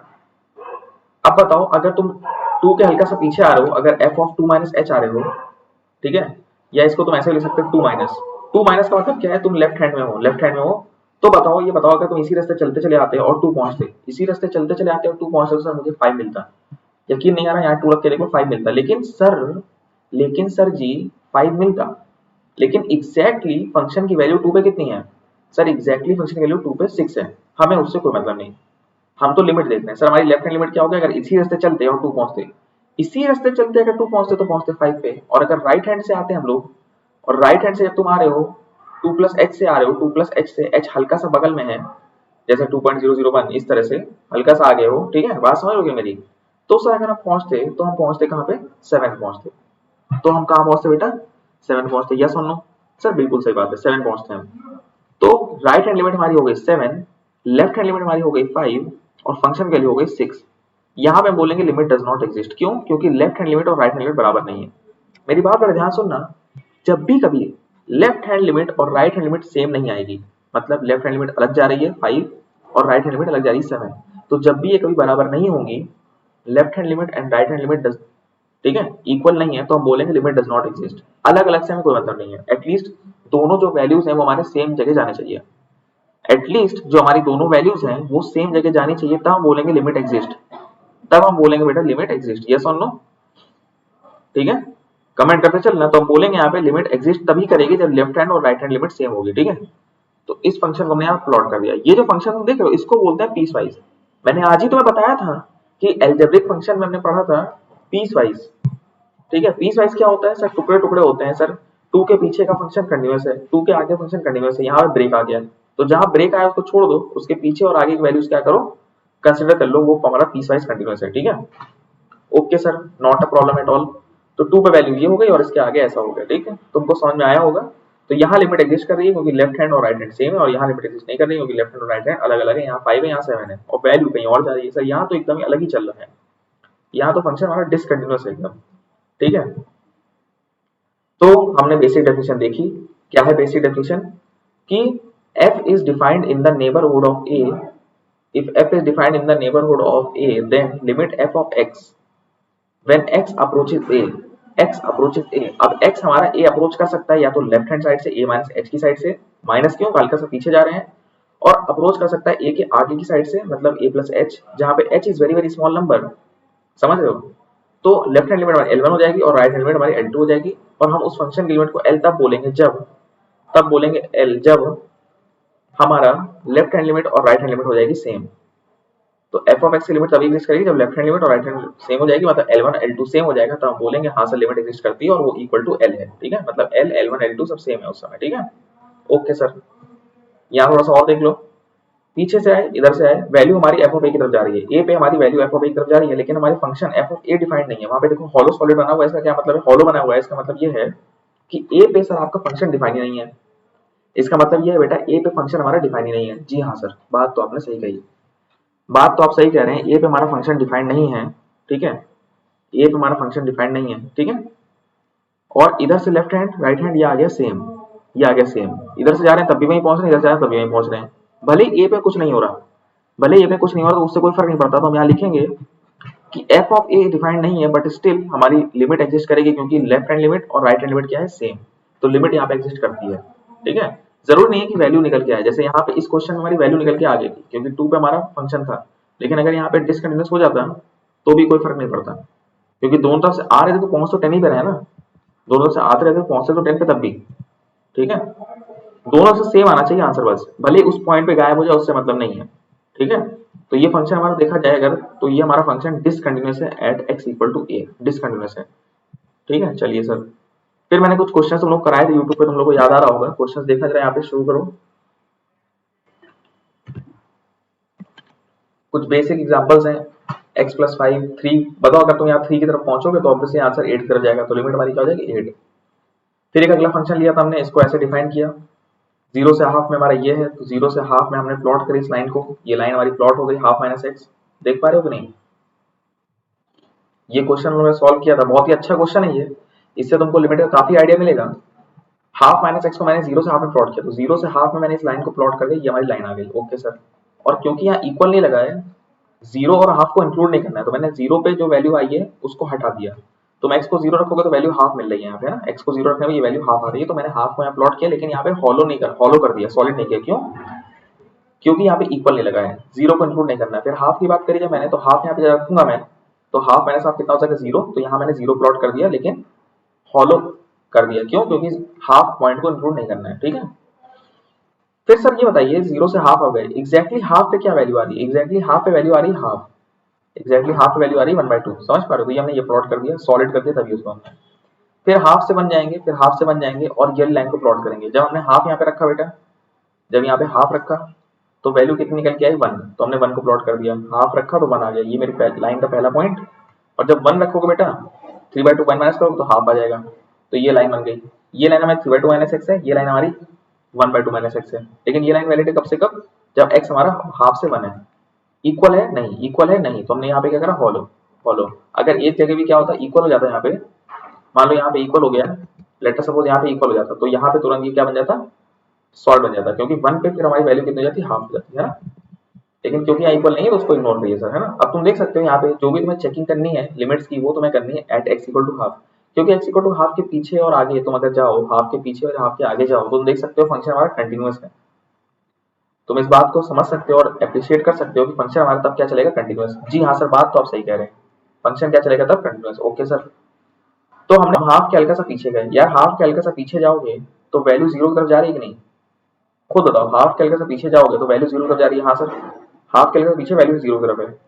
ठीक, हाफ के हल्का सा आगे जाओगे तो वैल्यू 1 की तरफ है। हाफ के हल्का आगे जाओगे तो फंक्शन ये आएगा और वैल्यू 1 की तरफ जा रही है। ठीक है, तो लेफ्ट हैंड लिमिट हमारी क्या हो गई? 0, और राइट हैंड लिमिट हमारी बेटा क्या हो गई? 1। लेफ्ट हैंड लिमिट हो गई 0 और राइट हैंड लिमिट हो गई 1। यस और no? Do you appreciate this? बताओ, लेफ्ट से आए तो 0 पहुंचे, राइट से आए तो 1 आए, तो बताओ भाई लिमिट एग्जिस्ट करेगी? नहीं सर, क्योंकि लेफ्ट से जब आप आ रहे हैं तो आंसर आपका 0 जा रहा है। हाफ माइनस एच, हाफ के पीछे रहो, हाफ के हल्का सा आगे रहोगे तो आंसर 1 जा रहा है। सर ये दोनों इक्वल हो ही नहीं रहे, तो लिमिट डज नॉट एग्जिस्ट। और फंक्शन की वैल्यू वहां पे बना रही है, हाफ आ रही है, वो तो एकदम ही अलग चीज चल रही है। ठीक है, तो लिमिट निकालते कहते हैं F of A minus H, जहां जहां बेटा एक्स लगा है, जहां जहां एक्स लगा है वहां हाफ माइनस एच रख दो, जहां जहां एक्स लगा है वहां हाफ माइनस एच रख दो और एच को 0 पुट कर दो बस। ठीक है, हाफ आ गया, एक्स जब नहीं रखा तो ये आ गया कितना? Plus H. और ऐसे हमने यहाँ पे एच की जगह, यहाँ पे हमने x की जगह हाफ प्लस एच रखा, x की जगह हाफ प्लस एच रखा यहाँ पे, क्योंकि a प्लस एच रखना होता है राइट हैंड लिमिट निकालने के लिए। तो 3/2 माइनस ये हमने पुट कर दिया, ये आ गया 1 और माइनस एच। आपने h को 0 किया तो वैल्यूज आ गई 0 और 1, जो कि अलग अलग आ रहे हैं। ठीक है, और फंक्शन की वैल्यू कितनी है यहाँ पे? वो तो हाफ है। तो बताओ यहाँ लिमिट एग्जिस्ट के डज नॉट एग्जिस्ट? कमेंट कर दो। तो हम यहाँ बोलेंगे क्योंकि राइट हैंड लिमिट और लेफ्ट हैंड बराबर नहीं है, इसलिए लिमिट डज नॉट एग्जिस्ट। दोनों वैल्यू कहीं और जा रही है, एक जा रहा है 0 की तरफ, एक जा रहा है 1 की तरफ। ठीक है, क्लियर है सर? नेक्स्ट एग्जांपल लेते हैं, जरा इस एग्जांपल को देखना। फिर से हमारे पास दो फंक्शन है सर। ये हमारा फंक्शन कंपोजिट फंक्शन दिया गया है, कंपोजिट ना बोल के इसको हमको पीसवाइज बोलना पड़ेगा। क्या बोल रहा है सर यहाँ पे? बोल ये रहा है कि जब हमारा x 2 या 2 के बराबर है तो ये ग्राफ चलेगा, और जब x 2 से ज्यादा होगा तो ये ग्राफ बनेगा। मैंने यहाँ देखो प्लॉट कर दिया। 2 से पीछे जाओगे 1 प्लस एक्स पर प्लॉट करोगे तो ये लाइन मिल जाएगी। जरा x को 0 करना मेरे भाई, x को 0 करना, तो वैल्यू कितनी आ रही? 1, तो 0,1 पहला पॉइंट। x को 2 करना, x को 2 करना तो वैल्यू में कितनी मिल रही? 3। x को 2 करोगे तो वैल्यू मेरी कितनी मिल रही? 3। समझ गए? यहाँ पे 1, यहाँ पे 3। यस और नो? ये 0, ये 2। ठीक है, ये कितना हो गया? 1 प्लस एक्स। ये कितना हो गया? 1 प्लस एक्स। ओके, और बाद की अगर मैं बात करूँ तो मिलेगा 5 माइनस एक्स। बाद की बात करूँ 5 माइनस एक्स, जरा x को 2 रख दो तो 3 तब भी मिल रहा है। और ये हमारा, अच्छा इक्वल क्यों हो गया सर? यहाँ पे आपने इक्वल क्यों लगा दिया सर? यहाँ पे आपने इक्वल क्यों लगाया? हॉलो क्यों नहीं छोड़ा आपने? इसको इस तरीके से हॉलो क्यों नहीं छोड़ा? क्यों नहीं छोड़ा? बिकॉज क्यों? क्योंकि यहाँ पे इक्वल लगा हुआ है। इक्वल लगा तो मैंने यहाँ पे कलरिंग कर दी, यहाँ पे मैंने कलरिंग कर दी। समझ गए? तो कंटिन्यूस हो गया।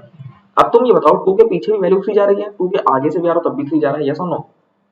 2 के हल्का सा पीछे जाओ, 2 माइनस एच, जहां जहां x है वहां वहां 2 माइनस एच रखो। ये बताओ 2 के पीछे ये फंक्शन यूज करोगे कि नहीं? और 2 के आगे ये फंक्शन यूज करोगे कि नहीं? हाँ सर सही बात है। तो जहां x है वहां 2 माइनस एच रख दिया मैंने, जहां 1 रखा x की जगह 2 माइनस एच रखा और h को 0 पुट कर दिया, 3 आ गया। मतलब लेफ्ट से जब मैं बढ़ रहा हूँ तो आंसर मेरा 3 की तरफ जा रहा है। अगर 2 पहुंचूंगा तो ऐसे राइट से मैं बढ़ूंगा, 2 प्लस एच रख दूंगा, यहाँ पे मैंने 2 प्लस एच रख दिया, 5x की जगह रखा, सॉल्व करा, 3 आ गया। तो मतलब left hand limit right hand limit same है, और इक्वल टू कितना आ रहा है? 3। इक्वल टू कितना आ रहा है? 3। तो मैं बोलूंगा left hand right hand same, और limit f of x when x approaches 2 is equal to 3। Simple बात, जब इक्वल होंगे तभी लिमिट एग्जिस्ट करेगी, और अगर इक्वल नहीं होंगे तो लिमिट एग्जिस्ट नहीं करेगी। कुछ समझ में आया? लिमिट्स दिमाग में गई? बताओ, कमेंट करके बताओ कुछ समझ में आया लिमिट्स में? समझे कि नहीं समझे? ठीक, कमेंट करते चलिए। क्लियर है। और फंक्शन की वैल्यू 2 पे कितनी है, फंक्शन की वैल्यू 2 पे, इसको लेना पड़ेगा equal to 2, x equal to 2 जब होगा तो यहाँ पे 2 रख देना, तब भी आंसर कितना आ रहा है 3। ठीक है, क्लियर सर। तो लिमिट एग्जिस्ट कर रही है और यहाँ पे इक्वल टू वैल्यू भी है, तो फंक्शन हमारा कंटिन्यूअस है। जब भी left hand limit right hand limit और हमारी फंक्शन की वैल्यू 2 पे या उस पॉइंट पे सेम आएगी तो हमारा फंक्शन कंटिन्यूअस होगा। ओके, ये हमको समझ में आना चाहिए। अब हम देखते हैं लिमिट से कुछ थ्योरम। देखो बेसिक तुम्हारा लिमिट सारा हो गया है, यहाँ पे लिमिट्स क्या होती है, क्यों बनाया गया है, कैसे क्या हो रहा है, वो तुमको यहाँ पता चल गया। लेफ्ट हैंड लिमिट बराबर होना चाहिए उसके, ठीक है, इतना आई होप तुम लोग को समझ में आ गया है। अब बात करते हैं कुछ थ्योरम्स की, ठीक है। थ्योरम्स बहुत ही आसान है, कुछ भी बहुत खास नहीं है थ्योरम्स के अंदर, कुछ भी बहुत खास नहीं है, सिंपल सिंपल थ्योरम्स है यहाँ पे। तो जैसे हमारा पहला थ्योरम क्या है कि फंक्शन की लिमिट एग्जिस्ट करेगी, फंक्शन की लिमिट अगर एग्जिस्ट करती है तो सिर्फ एक ही आंसर आएगा। अगर हमारे फंक्शन की लिमिट एग्जिस्ट करती है तो सिर्फ एक ही आंसर आएगा, इसको बोलते हैं यूनिकनेस थ्योरम। क्या बोलते हैं बेटा, यूनिकनेस थ्योरम। मतलब लिमिट ऑफ फंक्शन एग्जिस्ट करेगी, करेगी सर, लेकिन दो आंसर नहीं आ सकते। जैसे पिछले क्वेश्चन में हमारी लिमिट एग्जिस्ट कर रही है और लिमिट इक्वल टू 3 है, तो इस क्वेश्चन में एक पॉइंट पे लिमिट हमारी 3 ही होगी, ये नहीं कि आंसर 3 भी आ रहा है, लिमिट 5 भी लिमिट आ रही है, 7 भी आ रही है। यूनिकनेस का मतलब limit is unique, limit is unique और सिर्फ एक ही एक आंसर आएगा, ये नहीं कि 3 5 7 सब कुछ आंसर आ गए हैं, है ना। लिमिट इज यूनिक, इसको बोलते हैं यूनिकनेस थ्योरम। फिर हमारा थ्योरम 2 कहता है कि एफ ऑफ एक्स है, ये जी ऑफ एक्स है। अगर तुम ए की तरफ बढ़ रहे हो, एफ ऑफ एक्स की वैल्यू L1 जा रही है, और अगर तुम जी में, जी फंक्शन दूसरा फंक्शन है, उसमें तो अगर ए की तरफ बढ़ रहे हो तो हमारी जो लिमिट है वो L2 की ओर जा रही है। तो जब तुम limit F of X plus और F of x minus ji of X निकालोगे तो लिमिट्स भी ऐड हो जाएंगी और सब्ट्रैक्ट हो जाएंगी। जैसे तुम फंक्शन के साथ कर रहे हो वही सेम काम लिमिट्स के साथ होगा, क्योंकि फंक्शंस सुपर इंपोज होकर जुड़ जाते हैं, फंक्शंस हमारे सुपर इंपोज होकर जुड़ जाते हैं। बात समझ में आ रही है? हाँ सर। मल्टीप्लाई करोगे तो लिमिट्स मल्टीप्लाई हो जाएंगी, डिवाइड करोगे तो लिमिट्स डिवाइड हो जाएंगी, लेकिन देख लेना कि नीचे जीरो ना बन जाए। जी ऑफ एक्स जीरो नहीं होगा, ये तो तुमको समझ में आना चाहिए, क्योंकि ऑब्वियस बात है कि नीचे जीरो आ गया तो इनफाइनाइट बन जाएगा, तब तो इस लिमिट का कोई मतलब ही नहीं रहेगा। तब कैसे हम इसको लिख देंगे, तब हम इसको लिख ही नहीं पाएंगे, है ना। ओके सर, ये हमारे थ्योरम्स हो गए। तो फिर हमने कुछ इंपॉर्टेंट रिजल्ट्स देखे थे, क्या देखे थे important results sir? sin x upon x हमारा 1 होता है, tan x अपॉन x हमारा 1 होता है, cos x 1 होता है, लेकिन ये सब वैल्यूज तब है जब x हमारा 0 की तरफ अप्रोच करे, जब x हमारा 0 की तरफ अप्रोच करे, जब x हमारा वेरी वेरी स्मॉल हो। ठीक है, ये तुमने पढ़ भी रखा होगा, sin थीटा थीटा होता है जब x हमारा बहुत स्मॉल स्मॉल होता है। लेकिन हाँ याद रखो, जो बच्चों से गलतियां ही होती हैं कि x हमारा डिग्री में नहीं रेडियन है बेटा, x हमारा डिग्री में नहीं रेडियन में है, इस बात को याद रखना, ठीक है। ओके सर, तो ये हमारे 3 बेसिक फॉर्मूले जिसका हम लोग यूज करेंगे। और एक और देख लो, ये x की पावर n माइनस ए की power n upon x minus A की, है ना। ये लिमिट कितनी है सर? n a की पावर n माइनस 1, ठीक है। और ये सब याद नहीं करनी है, तुरंत एल हॉस्पिटल से निकल के आ जाती है। 0/0 फॉर्म बनना है, क्योंकि जब x की जगह a रखोगे 0/0 बनेगा। डिफरेंशिएट कर लोगे तो ये कितना हो जाएगा, n x की पावर n माइनस 1, और x की जगह a रख देना, ठीक है। बस ये 0 ये 1 ये 0 डिफरेंशिएट करने पे फिर लिमिट x 1 प्लस x की पावर 1/x कितना होता है, e होता है, ठीक है। इसका प्रूफ निकालना बहुत ईजी है, तुम इसका लॉग ले लो, लॉग ले लो तो तुरंत आंसर आ जाएगा, समझ लो, ठीक है सर। और ऐसे ही 1 प्लस 1/x की पावर x कितना हो जाएगा, e। ये जो दोनों मेरी चीजें हैं, ये दोनों हैं 1 की पावर इनफिनिटी का फॉर्म। यहाँ पे जरा x को 0 पुट करना है मेरे भाई, सारे बच्चे जरा x को यहाँ पे 0 पुट करो, तो बताओ 1 की पावर इनफिनिटी बन रहा है कि नहीं? सारे बच्चे x को 0 पुट करो, बताओ 1 की पावर इनफिनिटी बन रहा है? हाँ से बन रहा है। सारे बच्चे जरा यहाँ इनफिनिटी पुट करो, तब भी बताओ 1 की पावर इनफिनिटी बन रहा है? इनफिनिटी पुट करो, 1 अपॉन इनफिनिटी 0 होता है कि नहीं? हाँ सर। और x की इनफिनिटी रख सकते हैं? हाँ सर। तो 1 की पावर इनफिनिटी, 1 की पावर इनफिनिटी, यस और नो? बताओ यस और नो। हाँ सर, सही बात है। ये और ये दोनों है हमारे 1 की पावर इनफिनिटी, ये दोनों है हमारे 1 की पावर इनफिनिटी। ओके सर, तो हमारा आंसर ई आता है। अब मान लो, देखो मैं तुम्हें शॉर्टकट सिखाता हूँ। मान लो यहाँ पे x के पीछे a बाई बी लगा होता, और यहाँ 1/x के पीछे c बाई डी लगा होता। कुछ भी नंबर्स हैं, कुछ भी माइनस प्लस लगा हुआ है, कभी कभी कोफिशिएंट्स आ जाते हैं, कोई बड़ी चीज नहीं है। यहाँ मान लो तुम्हारा a बाई बी लगा है, यहाँ मान लो तुम्हारा c बाई डी लगा है। ओके सर, तब डायरेक्टली अगर मैं आंसर लिखना है और हम देखेंगे, देखो x अप्रोचेस 0, हाँ सर, x को मैंने 0 रखा, x को मैंने यहाँ 0 रखा, x को मैंने यहाँ 0 रखा, x को मैंने यहाँ 0 रखा, तो हमें पता चल रहा है, ठीक है। हमें क्या पता चल रहा है सर? यहाँ पे हमें ही पता चल रहा है कि ये बन रहा है 1 की पावर इनफिनिटी का फॉर्म, 1 की पावर इनफिनिटी का फॉर्म बन रहा है। ओके, हाँ सर बन रहा है। तो देखो आंसर क्या हो जाएगा, e की पावर, ये देखो इसको इससे मल्टीप्लाई कर दो, e की पावर जो कोफिशिएंट्स हैं इधर x के और इधर जो कोफिशिएंट 1/x है उसको मल्टीप्लाई कर दो, समझ लो। फॉर एग्जांपल यहाँ लिखा है 1 प्लस 2/3x 5/x, तुम पहले ये चेक करो क्वेश्चन में कि ये 1 की और इन्फिनिटी बन रहा है कि नहीं। सर x को मैंने जीरो करा, x को मैंने जीरो करा, ठीक, तो 1 की पावर इन्फिनिटी बन गया क्योंकि ये जीरो हो गया, हट गया तो। और यहाँ जब मैं 1/0 करूंगा तो इन्फिनिटी बनेगा, समझ रहे हो। हाँ सर, तो आंसर डायरेक्टली कैसे लिखेंगे, आंसर डायरेक्टली ऐसे लिखेंगे कि e की पावर इसको इंटू इसको कर देंगे, 2/3 इंटू 5 कर देंगे, मतलब 10/3 हो जाएगा, 2/3 इंटू 5 कर देंगे 10/3 हो जाएगा। ये सुनो, बताओ समझ में आया। डायरेक्टली आंसर है भाई, तुमको कोई रूल नहीं लगाना, शॉर्टकट सिखाया बढ़िया से, एकदम शानदार शॉर्टकट, जो बच्चे क्लास में पढ़ चुके हैं सब याद आ रहा होगा तुम लोग को। फिर यहाँ देखो ऐसे लिखा है, x को इन्फिनिट करो बेटा, तो बताओ 1 की और इन्फिनिटी बन रहा है ये पूरा बन रहा है। हाँ सर बन रहा है, बिल्कुल बिल्कुल सर। तो हमारा आंसर क्या हो जाएगा, e की पावर, ये जो कोफिशिएंट्स है यहाँ पे इसको इससे मल्टीप्लाई कर दो सिंपल, ठीक है, इसको इससे मल्टीप्लाई कर दो तो -2/3 आ गया। ऐसे ही यहाँ पे इसको इससे मल्टीप्लाई कर दो तो -10/12 आ गया, समझ रहे हो, आंसर सिंपल सा। और देखो लिमिट्स, e की power x minus 1 upon x कितना है 1, a की power x minus 1 upon x कितना है log a। कैसे निकालोगे, याद करना बहुत ही आसान है इसको, देख सकते हो जब तुम x को यहाँ 0 रखोगे बेटा तो 0/0 बनेगा, जब x को 0 रखोगे 0/0 बनेगा। फिर तुम्हें क्या करना है, एल हॉस्पिटल लगाना, ऊपर डिफरेंशिएट करो तो क्या होगा, इक्वल x, नीचे डिफरेंशिएट करो तो 1 आ गया, और फिर x को 0 पुट कर देना, x को 0 पुट कर देना, और जब तुम x को 0 पुट कर दोगे तो 1 आंसर आ जाएगा, देखो वहां पे यही आ गया। तो समझ में आया, ये सब अपने आप में क्वेश्चन है छोटे छोटे। यहाँ पे काम करो, x को 0 पुट कराओ तो बनेगा 0/0, इस वाले क्वेश्चन में है ना, 1 - 1 0 होता है, नीचे भी 0। डिफरेंशिएट करोगे, a की पावर x का डिफरेंशिएट क्या होता है, a की पावर x का डिफरेंशिएट होता है a की power x log a, a की power x log a, x का कितना होता है 1, x का कितना होता है 1, समझ रहे हो। और फिर x को 0 पुट करा दो, x को बेटा 0 पुट करा दो तो ये सिंपल log a आ जाएगा, देखो log a यहाँ पे आ गया, समझ पा रहे हो कि नहीं। a की पावर x - 1 अपॉन x हमारा क्या हो जाएगा log a, ठीक है। हाँ सर ये भी सही हो गया। अब हम बात करते हैं कुछ इनडिटरमिनेट फॉर्म्स की। अब बात करते हैं हम लोग कुछ इनडिटरमिनेट फॉर्म्स, जैसे तुम यहाँ देख सकते हो भाई बहुत सारे इनडिटरमिनेट फॉर्म लिखी हुई है, जैसे 0/0, infinity upon infinity, 0 into infinity, ठीक है। ये सब हमारी क्या है सर, ये सब हमारी क्या है, ये सब हमारी क्या है भाई, कमेंट करो ये क्या है हमारी इनडिटरमिनेट फॉर्म, जिनको निकाला नहीं गया है अभी तक, ठीक है। और इन्फिनिटी माइनस इन्फिनिटी, ये सब हमारी क्या है इनडिटरमिनेट फॉर्म्स। सर इन फॉर्म्स को सॉल्व कैसे करें, हमको पता है सर, आज एग्जैक्टली उस पॉइंट पे पहुंचेंगे जब एग्जैक्टली किसी पॉइंट पे पहुंचते हैं और अगर ये सब फॉर्म्स बन रही हैं तो हमको पता है उसको सॉल्व करना मुश्किल है, हम जानते हैं सर ये बात, उसको सॉल्व करना मुश्किल है, बिल्कुल सही, ठीक है, क्लियर है सर। कुछ ऐसा बताइए कि अगर उस पॉइंट के हल्का सा आगे पीछे रहते हैं हम लोग, उस पॉइंट के नेबरहुड में रहते हैं, तो क्या उसकी कोई वैल्यू होती, क्या हम उसे सॉल्व कर पाते। हाँ, तो इनडिटरमिनेट फॉर्म्स को हम लोग डिफरेंशियल कैलकुलस की हेल्प से सॉल्व करते हैं और देखते हैं कुछ रूल्स कैसे हम लोग सॉल्व करते हैं इनडिटरमिनेट फॉर्म्स को। सबसे पहला जो इंपॉर्टेंट रूल है जो तुम्हें पता ही है, उसका नाम है एल हॉस्पिटल रूल, उसका नाम है एल हॉस्पिटल रूल, है ना, एल हॉस्पिटल रूल। हाँ सर बिल्कुल सही बात है। क्या करना है इसमें, इसमें क्या करना है, अब जैसे मान लो तुम्हारा ये फंक्शन लिखा है F of x upon g of x, अगर तुम्हें x जब a अप्रोच कर रहा है और ये दोनों 0/0 बन गए या ये दोनों इनफिनिट अपॉन इनफिनिट बन गए, या तो 0/0 या तो इनफिनिट अपॉन इनफिनिट, तो अगर तुम्हें इस फंक्शन का इनडिटरमिनेट फॉर्म, अब देखो 0/0 infinite upon infinite indeterminate form होता है, तो हम कैसे निकालें सर, क्या करें, मजबूरी हो गई, तो हमको आंसर निकालना पड़ेगा। आंसर निकालने के लिए हॉस्पिटल साहब का जो रूल है वो ये है कि आप सर यहाँ पे अपर फंक्शन जो न्यूमरेटर में है और जो डिनोमिनेटर है दोनों को डिफरेंशिएट करो, डिफरेंशिएट करके फिर से x को a पुट कर दो, ठीक है सर।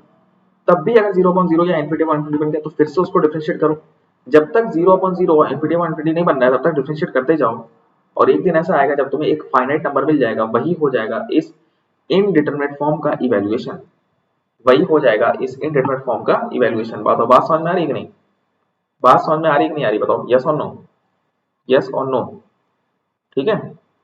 सिंपल सी बात है इतनी, ये सिंपल सी बात है जो तुमको दिमाग में बैठानी है।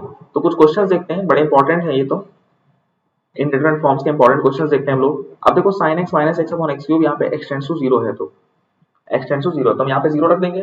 हाँ सर रख दीजिए, तो 0/0 बन गया, बन गया सर, बिल्कुल बन गया 0/0। जब x को 0 रखा तो क्या करेंगे यार, एल हॉस्पिटल रूल लगाएंगे, क्योंकि 0/0 और इन्फिनिटी अपॉन इन्फिनिटी का जब बनता है तो हम तुरंत एल हॉस्पिटल रूल को अप्लाई करते हैं। अप्लाई किया हमने, डिफरेंशिएट किया, साइन का हो गया cos, x का हो गया 1, इसका हो गया 3x², फिर मैंने x को रखा 0, सर फिर से 0/0 बन गया, फिर से डिफरेंशिएट किया, फिर मैंने क्या बोला, तब तक डिफरेंशिएट करते रहो जब तक आंसर ना निकल के आ जाए, डिफरेंशिएट करो डिफरेंशिएट करो डिफरेंशिएट करो, फिर से बन गया 0/0, x रखने पे 0, यस और नो। और फिर जब बना तो हमने फिर अप्लाई किया, तो अब क्या हमारा, हम 0 रखने पे cos 0 1 रखने पे आंसर आ गया, आंसर हमारा आ गया, समझ लो। तो तुम देखो क्वेश्चन में परेशान मत होना, क्वेश्चन क्या पता कभी कभी 2-3 बार करना पड़ जाए, 2-3 बार हमको यहाँ पे स्टेप बाय स्टेप हमको कॉन्सेक्यूटिवली सॉल्व करना पड़ जाए, लेकिन आंसर एक ना एक दिन आ जाएगा, ठीक है। तो ये हमारा रूल हो गया, कौन सा, एल हॉस्पिटल रूल। इजी था भाई, कोई भी कठिन चीज नहीं है, ठीक है सर। फिर एक क्वेश्चन हम लोग को और कराया था, x cos x minus log 1 plus x upon x square. ये भी बेटा क्या बन रहा है, ये भी तुम्हारा 0.0 चल रहा है कि नहीं, यस और नो। हाँ सर, ये भी 0.0 चल रहा है, बिल्कुल सही बात है।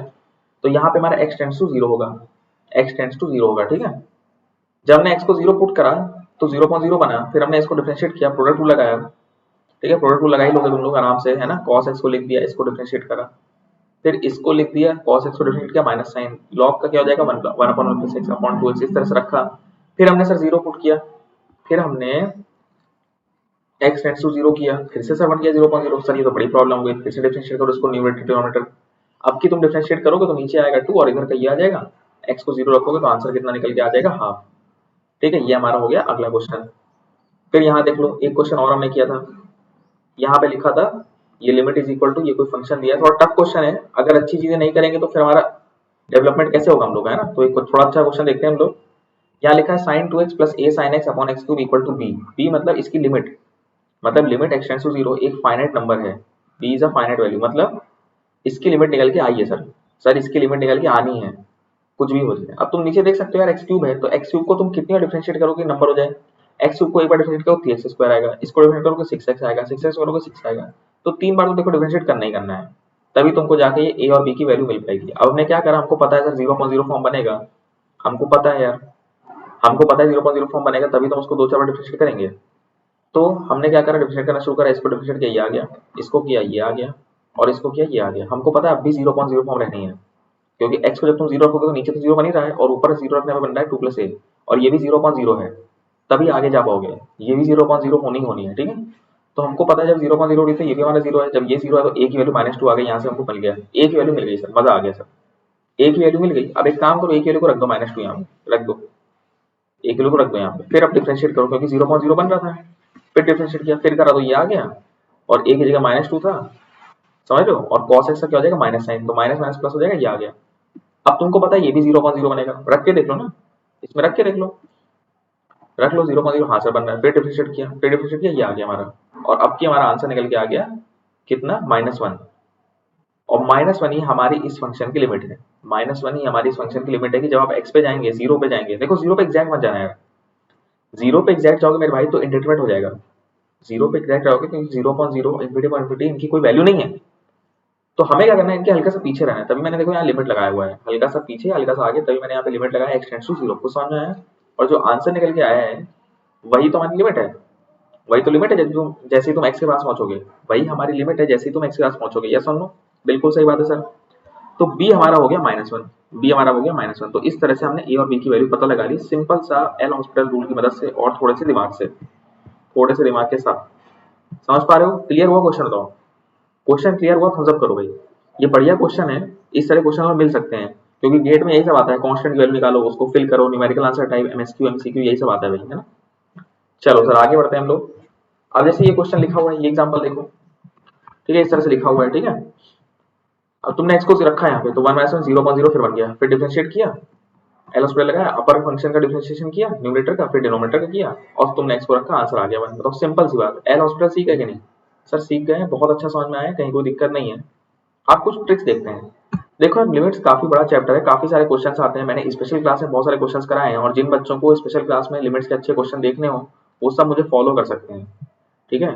वो सारे बच्चे अनअकैडमी मुझे फॉलो कर सकते हैं, मेरा टेलीग्राम चैनल है चेतन सर, वहां पे भी फॉलो कर सकते हो, ठीक है, वहां पे फॉलो कर लो, मेरी सारी वीडियो की नोटिफिकेशन तुमको वहां मिलेंगी, इजी सी बात है ये, ठीक है, टेलीग्राम पे। और अनअकैडमी के ऐप पे देखो बहुत सारे क्वेश्चन लिमिट के करा रखे हैं, तो लिमिट्स की जिनको प्रैक्टिस करनी है, बेसिक देखो तुम्हारा बन गया है, लिमिट्स की जिनको प्रैक्टिस करनी है वो क्या करेंगे, वहां पे जाके देख सकते हैं चीजों को, ठीक है। अनअकैडमी की ऐप पे स्पेशल क्लास में जाओगे, मुझे सर्च करोगे, वहां पे मैंने बहुत सारे क्वेश्चंस करा रखे हैं, उन क्वेश्चंस को तुम लगा सकते हो। अब उन क्वेश्चंस में खास बात ये है कि कोई भी क्वेश्चन आपका लिमिट का हो, उसमें ये 4-5 तरीके लगते हैं और आंसर आ जाता है। लिमिट का कोई भी क्वेश्चन हो, 4-5 तरीके लगते हैं और आंसर हमारा निकल के आ जाता है, समझ रहे हो। अच्छा सर ऐसा है क्या, बिल्कुल ऐसा है। तो हम लोग जरा कुछ तरीके देख लेते हैं। एक तरीका होता है डायरेक्ट सब्स्टिट्यूशन। इसमें क्या होता है सर, आप क्वेश्चन में डायरेक्ट रखते हैं, जैसे मान लो x + 3 दिया है और x अप्रोचिंग 5 है, तो 5 रखो, सीधे आंसर आ गया 8। सीधे आंसर रख में आंसर आ जाता है हमारा, ठीक है। कभी कभी लॉग लेना पड़ता है दोनों टाइप, है ना। एक बात समझो, सबसे ब्रह्मास्त्र रूल है सर हमारा एल हॉस्पिटल। एल हॉस्पिटल के क्वेश्चन में देख लिया है, डायरेक्ट सब्स्टिट्यूशन क्वेश्चन में देख लिया है, ठीक है। एल हॉस्पिटल जल्दी चलता है। फिर कभी कभी सीरीज एक्सपेंशन चल जाता है, कभी कभी रैशनलाइजेशन चल जाता है, कभी कभी एन टेंड्स टू इन्फिनिटी वाली अप्रोच चलती है, क्योंकि जब हमारा एन टेंड्स टू इन्फिनिटी होता है तो हमारा अलग ही फॉर्म है। कभी कभी left hand limit right hand limit को हम लोग इस तरह से इक्वेट करके देखते हैं कि a माइनस एच रखो, एच को जीरो करो, a प्लस एच रखो, एच को जीरो करो, देखो बराबर आ रहा है कि नहीं। कभी कभी लॉग लेते हैं जब हमारा वेरिएबल पावर में प्रेजेंट होता है, क्योंकि जब पावर में एक्स आएगा तो उस एक्स को नीचे लाने के लिए हम लोग लॉग लेते हैं, ठीक है। तो ये सब कुछ तरीके हैं जनरली क्वेश्चन जो यूज होते हैं। ये मैंने सब इसलिए एक साथ लिख दिया ताकि तुमको कोई कंफ्यूजन ना हो, और जब भी तुम लिमिट का क्वेश्चन सॉल्व कर रहे हो तो इन्हीं सब में से कोई एक मेथड अप्लाई करना शुरू कर देना। देख लेना तुम जितने क्वेश्चन हैं वो सब इसी तरह से हो जाएंगे। अब एल हॉस्पिटल खास क्यों है सर? एल हॉस्पिटल खास इसलिए है क्योंकि एल हॉस्पिटल 0.0 और इन्फिनिटी का इंडेफिनिट फॉर्म का आंसर देता है व्हेन x टेंड्स टू कोई नंबर, ठीक है। लेट अस सपोज कि हमारा क्वेश्चन इन्फिनिटी माइनस इन्फिनिटी है या कुछ और है, तो देखो बाकी सारे क्वेश्चन भी धीमे धीमे अपने आप अगर तुम उसको थोड़ा सॉल्व करो तो कन्वर्ट होकर अल्टीमेटली आ जाते हैं इस फॉर्म में। यही खास बात है लिमिट्स की। क्वेश्चन तुम्हारा कोई भी हो, अल्टीमेटली उसको थोड़ा सा कन्वर्ट करोगे तो वो घूम फिर के फिर से बन जाएंगे क्या 0.0 और इन्फिनिटी अपॉन इन्फिनिटी। बात समझ में आ रही है? घूम फिर के वापस वही बन जाएंगे, तो फिर से तुम एल हॉस्पिटल लगा सकते हो। तो एल हॉस्पिटल इसलिए बहुत खास है, कुछ भी हो तुम घुमा फिरा के उसको वापस एल हॉस्पिटल के फॉर्म में ले आओगे और फिर लगा के आंसर निकाल दोगे, समझ रहे हो? चलिए ठीक है सर, अब इसके हम लोग सारे एग्जांपल्स देख लेते हैं, इसके एक एक करके एग्जांपल देखें ताकि समझ में आ जाए चीजें। यहाँ देख सकते हो ये क्वेश्चन हमारा है एन अप्रोचेस इन्फिनिटी है। अब इसमें देखो दो दो कॉन्सेप्ट मैं कवर करने वाला हूँ एक साथ। एक तो पहला कॉन्सेप्ट यहाँ पे रैशनलाइजेशन का कि जब भी क्वेश्चन शुरू हो रैशनलाइज कर सकते हो, और दूसरा एन अप्रोचेस इन्फिनिटी, जब इन्फिनिटी को अप्रोच करोगे तो क्या होगा। तो देखो यहाँ पे क्या किया हम लोग ने, लिखा है हमने सिंपल, इसको इसके कॉन्जुगेट से मल्टीप्लाई डिवाइड किया, रैशनलाइज करना हो करते हैं बोलते हैं इसे, सिंपल सी बात। इसको हमने इससे इनटू करा तो तुमको पता है a माइनस बी और a प्लस बी, तो हो जाएगा a स्क्वायर इसका स्क्वायर माइनस b का स्क्वायर। लिख दिया हमने यहाँ पे, कैंसिल हो गया, n प्लस वन आ गया, नहीं n माइनस वन आ गया, और नीचे ये लिखा हुआ है पूरा का पूरा, ठीक है। अब मैंने क्या करा, ये जो जितना ही बच रहा था इस पूरे को n से डिवाइड कर दिया। n से क्यों? क्योंकि यहाँ पे सबसे बड़ी पावर n ही है। जब तुम n स्क्वायर को रूट से बाहर निकालो n, यहाँ पे इसकी पावर कितनी है हाईएस्ट n n n, सबकी हाईएस्ट पावर कितनी है n, इसकी पावर इसमें तो n की पावर 0 है, इसमें n की पावर 1 है, n की पावर 1 से बड़ी पावर है नहीं, तो मैंने सबको n से डिवाइड करा। इसको n से डिवाइड किया तो कितना आ गया 1, इसको n से डिवाइड किया तो कितना आ गया 1/n। बात समझ में आ रही है? या n कॉमन ले लो, या n कॉमन ले लो, बात एक ही है। ऐसे नीचे से भी तुम n स्क्वायर यहाँ कॉमन लो तो ये बन जाएगा, n स्क्वायर बाहर जाएगा रूट के तो n आ जाएगा, ये सब हमारे इस तरह से बन जाएगा, ठीक है।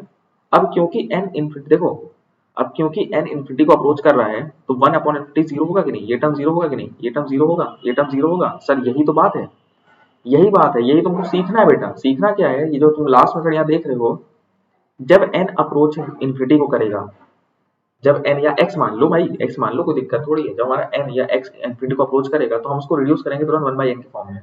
कुछ भी करो उसको 1/n स्क्वायर इस फॉर्म में लेके आओ। कैसे लेके आओगे? जो सबसे हाईएस्ट पावर है सारे में, जो सबसे हाईएस्ट पावर है सारे में, उससे सबको डिवाइड कर दो, उससे सबको डिवाइड कर दो। क्या बोल रहे हैं, क्या मतलब क्या इसका? जैसे मान लो यहाँ पे लिखा है n क्यूब, यहाँ लिखा है n स्क्वायर, यहाँ लिखा है n स्क्वायर प्लस 5। अब तुम देख सकते हो यहाँ पे सब जगह सबसे बड़ी पावर कौन है, इसकी पावर 2 है, इसकी पावर 2 है, इसकी पावर 0 है, n की पावर 0, यहाँ पे n की पावर 3 है। तो एक काम करो, सबको n क्यूब से डिवाइड कर दो, सबको n क्यूब डिवाइड करोगे तो इसको कितना हो जाएगा 1, इसको n क्यूब से डिवाइड करोगे तो कितना आ जाएगा 1/n।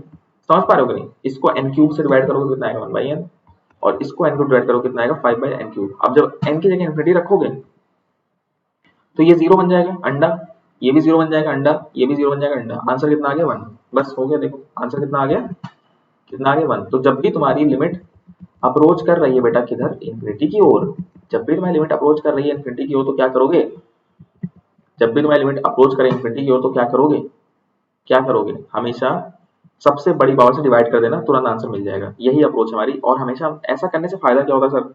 ऐसा करने से फायदा ये होता है कि हमारा जो क्वेश्चन है वो 1/n के फॉर्म में कन्वर्ट हो जाता है, 1/n 1/n स्क्वायर, और उसमें अगर हम इनफाइनाइट रखेंगे, उसमें अगर इनफाइनाइट रखेंगे तो तुरंत आंसर निकालने की चांसेस बढ़ जाती हैं, ठीक है। अगला क्वेश्चन लेते हैं। ये हमने क्या लगाया यहाँ पे, रैशनलाइजेशन लगाया, और दूसरा हमने यहाँ पे लिमिट जब इन्फिनिटी अप्रोच कर रही होगी तो क्या करेंगे, ये हमने सीखा है यहाँ पे। ये दो चीजें हमने यहाँ पे सीखी हैं। बताओ कुछ समझ में आया कि नहीं? यहाँ पे कुछ दिमाग में गया, कुछ यहाँ कॉन्सेप्ट क्लियर हो रहा है कि नहीं? इंपॉर्टेंट है भाई, इंपॉर्टेंट है, इसको ध्यान देना, हल्के बिल्कुल नहीं लेने से, ठीक है। ये मैंने बहुत ही शानदार तरीके से तुमको सारी ट्रिक्स यहाँ पे सारे टाइप से क्वेश्चन अपने एक्सपीरियंस के साथ यहाँ लिख दी हैं ताकि बच्चों को बिल्कुल परेशानी ना आए, है ना।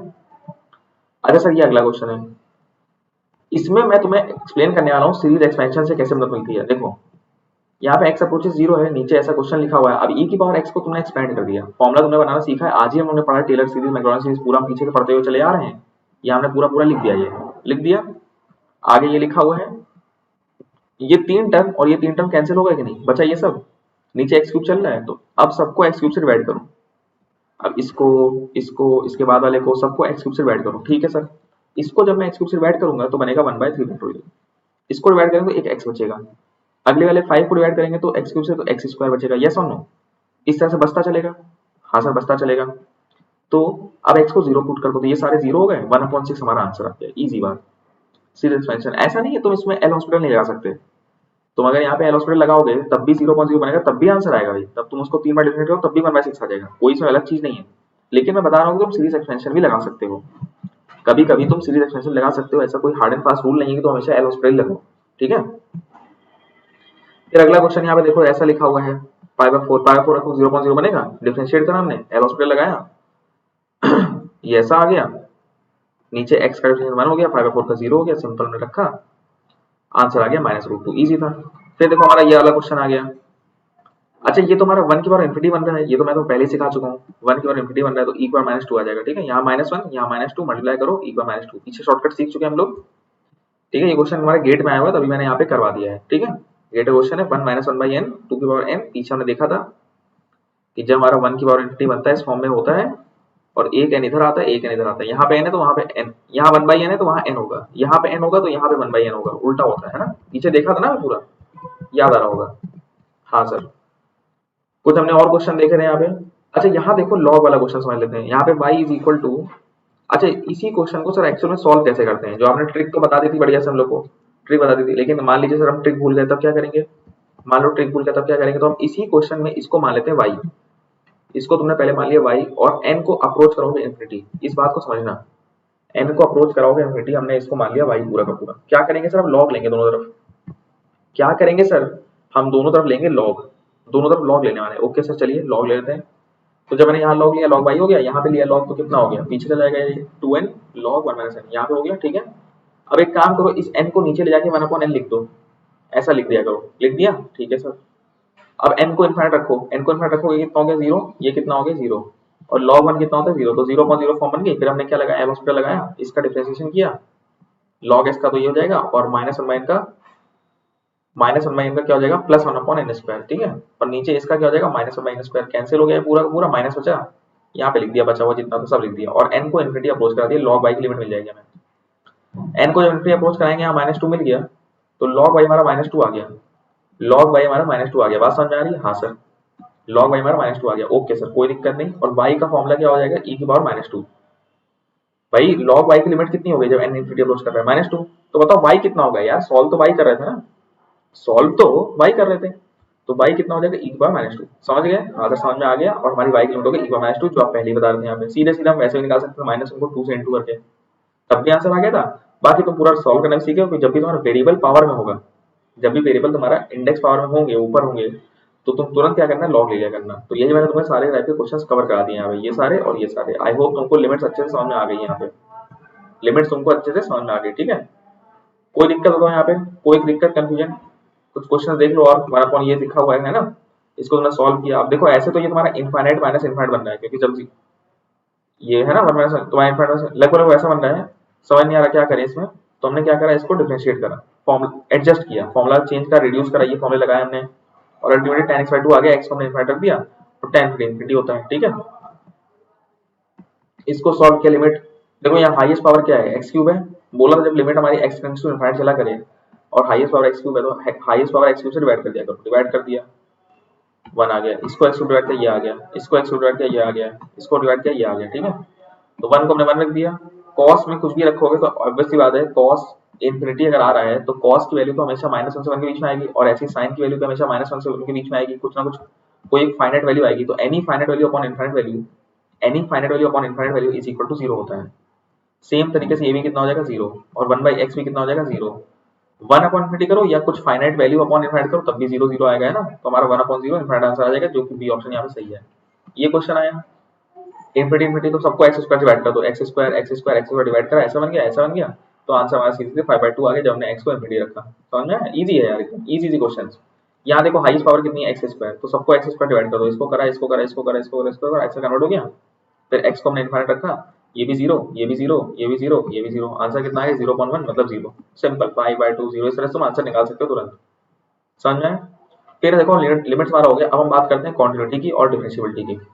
देखो हमारा फंक्शन कंटिन्यूअस होता है x इक्वल टू a पे। जैसे मान लो ये फंक्शन हमारा 3 की बात कर रहे हैं, हम देख रहे हैं कि हमारा फंक्शन x इक्वल टू 3 है। देखते हैं फंक्शन की value x equal to, function यहाँ पे 3 पे कंटिन्यूअस है कि नहीं।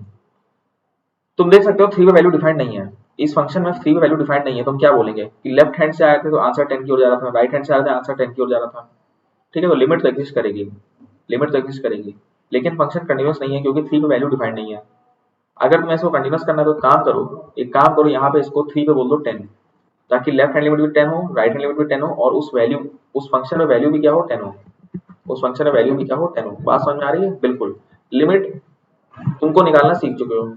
अब तो एक बात समझ लो, कंटिन्यूटी तभी एग्जिस्ट करती है जब पहली बात तो फंक्शन ऑफ एक्स ए पे डिफाइंड हो। ऐसा ना हो कि ए वैल्यू जो तुम्हारा 3 पॉइंट है मान लो, उस पर कुछ डेफिनेशन ही नहीं है, डिफाइन ही नहीं हो रहा है, जैसा कि यहाँ पे, ये गलत चीज है। फंक्शन को डिफाइन होना चाहिए, एटलीस्ट कुछ ना कुछ वैल्यू होनी चाहिए वहाँ पे। ठीक है, x इक्वल टू ए पे। दूसरा, लिमिट एग्जिस्ट करनी चाहिए, मतलब लेफ्ट हैंड से और राइट हैंड से और दोनों सेम आने चाहिए। ऐसा नहीं है क्वेश्चन देगा तो लेफ्ट हैंड से आ रहा है कहीं और जा रहा है, राइट हैंड से कहीं और जा रहा है, ऐसा नहीं होना चाहिए। ठीक है, और अगर हमारा left hand limit right hand limit same हो गया, वैल्यू के बराबर हो गया, तब हम बोलेंगे हमारा फंक्शन कंटिन्यूअस है। लिमिट जो आई हमारी एग्जिस्ट करती है, तो एग्जिस्ट करती है left hand right hand same होगा, और जो वैल्यू आ रही 3 पे वो भी हमारी 10 के बराबर अगर हो गई, तब हम बोलेंगे फंक्शन कंटिन्यूअस होगा। जैसे ये तुम देख सकते हो कंटिन्यूअस है, क्यों? क्योंकि लेफ्ट हैंड राइट हैंड और उस फंक्शन की वैल्यू उस पॉइंट पे कंटिन्यूअस होती है, लेकिन ये कंटिन्यूअस नहीं है। तो हम बोलेंगे f of x is not continuous at x equal to 3, और यहाँ बोलेंगे f of x is continuous at x equal to 3। Yes और नो? और हम बात करते हैं, ये हमारी कंटिन्यूटी की बेसिक डेफिनेशन हो गई। फिर हम यहाँ पे अगर देखें, हमारे जो भी बेसिक फंक्शन जैसे sin x, cos x, e की पावर x, e की पावर माइनस x, e की पावर x, ये सारे हमारे कांस्टेंट फंक्शन जो होता है, और एक और कांस्टेंट फंक्शन जैसे y equal to 5, y equal to 2, ये सब हमारे पॉलिनोमियल जितने भी हैं, ये सब हमारे कंटिन्यूअस होते हैं। और इसके अलावा जितने पॉलिनोमियल है, पॉलिनोमियल कौन कौन से होते हैं सर? देखो, एक कांस्टेंट फंक्शन हो गया, तुम्हारे पॉलिनोमियल हो गए। पॉलिनोमियल जैसे तुम्हारे क्या होगा, x cube plus 5, x cube, x square, ये सब तुम्हारे क्या कंटिन्यूअस है ना? और ये सारे भी, ये सारे ट्रांसेंडेंटल फंक्शन भी, ये सारे के सारे क्या है, कंटिन्यूअस है। यस और नो? इनका ग्राफ तुमने पढ़ रखा होगा। डिसकंटिन्यूटी देखो दो टाइप की होती है, एक होती है रिमूवल, एक होती है जंप और ऑर्डिनरी। जंप में बेटा क्या होता है ना, जंप में होता ये है कि सर जब लेफ्ट हैंड से आए तो आंसर कहीं और गया, राइट हैंड से आए तो आंसर कहीं और गया। लेफ्ट हैंड से आए तो आंसर कहीं और गया। अच्छा, लेफ्ट हैंड पे जो आंसर है वो फंक्शन की वैल्यू दे रहा है, लेफ्ट हैंड से आए तो फंक्शन की वैल्यू मिल गई, लेकिन राइट हैंड से आए तो कुछ और ही मिल रहा था। ठीक है, ये एक टाइप की डिसकंटिन्यूटी, क्योंकि इसमें जंप आया बेटा, जंप आया, वैल्यू एकदम से जंप कर गई उस पॉइंट ए पे। समझ में आ रहा है? ऐसे इधर अगर देखोगे तो यहाँ पे कुछ और हुआ है, यहाँ पे कुछ और हुआ है, इधर कुछ और हो गया, इधर कुछ और हो गया, है ना? फंक्शन की वैल्यू ए पे कितनी है, राइट हैंड के बराबर है, लेकिन जंप आया है। ये ऑर्डिनरी डिसकंटिन्यूटी होती है, इसको रिमूव नहीं कर सकते हैं। लेकिन अगर इस तरह की डिसकंटिन्यूटी है, इस तरह की जिसमें लेफ्ट हैंड और राइट हैंड का सेम आ रहा है लेकिन फंक्शन डिफाइंड नहीं है, जिसमें left hand right hand same आ रहा है, लेफ्ट हैंड और राइट हैंड लिमिट सेम आ रही है, लेकिन फंक्शन डिफाइंड नहीं है, but not equal to F of A है, तो उसको तुम रिमूव कैसे कर सकते हो? सिंपल सा एक काम करो, बोल दो कि फंक्शन की वैल्यू उस पॉइंट पे आप लेफ्ट लिमिट के बराबर ले लीजिए। फंक्शन की वैल्यू उस पॉइंट पे अगर आप लिमिट के बराबर ले लेंगे सर, फंक्शन की वैल्यू उस पॉइंट पे अगर आप लिमिट के बराबर ले लेंगे तो क्या हो जाएगा फायदा? तो क्या फायदा मिल जाएगा बताओ? अगर फंक्शन की वैल्यू आप उस पॉइंट पे लिमिट के बराबर ले लेंगे तो आप एक फायदा ये मिलेगा, सिंपल सा, क्या फायदा मिलेगा कि हमारा फंक्शन हो जाएगा कंटीन्यूअस। तभी हम इसको बोलते हैं रिमूवेबल डिसकंटिन्यूटी। इस तरह की जो डिसकंटिन्यूटी होती है उसको तुम रिमूव कर सकते हो हमेशा। ठीक है, बट याद रखना कि लेफ्ट हैंड और राइट हैंड की जो लिमिट है वो सेम आनी चाहिए। तो सिंपल से इसको हटा के बोल दो कि 3 वैल्यू 10 कर दो, फंक्शन कंटीन्यूअस हो जाएगा। जैसे इसको अगर हमें कंटीन्यूअस करना है तो क्या करेंगे, यहाँ पे हम सीधे सीधे 10 रख देंगे। ठीक है, क्लियर हुआ? बताओ, टाइप्स ऑफ डिसकंटिन्यूटी क्लियर हुआ? अब जैसे क्वेश्चन देखते हैं हम लोग, ये हमको एफ ऑफ एक्स ये दिया गया है जब एक्स जीरो नहीं है, और जब एक्स के लिए जीरो है तो फंक्शन 2 है। अगर ग्राफ बनाओगे तो इस तरह से बनेगा। अब एक काम करते हैं सर, जीरो के पीछे और जीरो के आगे जाते हैं, जीरो के पीछे गए, जीरो के आगे गए, मतलब लेफ्ट हैंड राइट हैंड, जहां जहां एक्स है वहां जीरो में एच रख दो, और जहां जहां एक्स है वहां जीरो प्लस एच रख दो। ठीक है, एक्स के लिए जीरो प्लस एच रख दिया, सॉल्व करा तो ये आ गया माइनस साइन, ये अब ये माइनस और ये साइन का माइनस बाहर आएगा, ये ऐसे बन जाएगा, और यहाँ भी कितना हो गया, ये आ गया। ठीक है, अब एच को जीरो करा तो जीरो इंटू सम वैल्यू, ऐसे zero into some value zero बन जाएगी, क्योंकि ये हमारा जो साइन की वैल्यू होगी वो -1 से +1 के बीच में चलेगी हमेशा। साइन के अंदर कुछ भी रखो, 2 4 कुछ भी रखो, इनफाइनाइट रखो, हमेशा ये वैल्यू एक फाइनाइट होगी।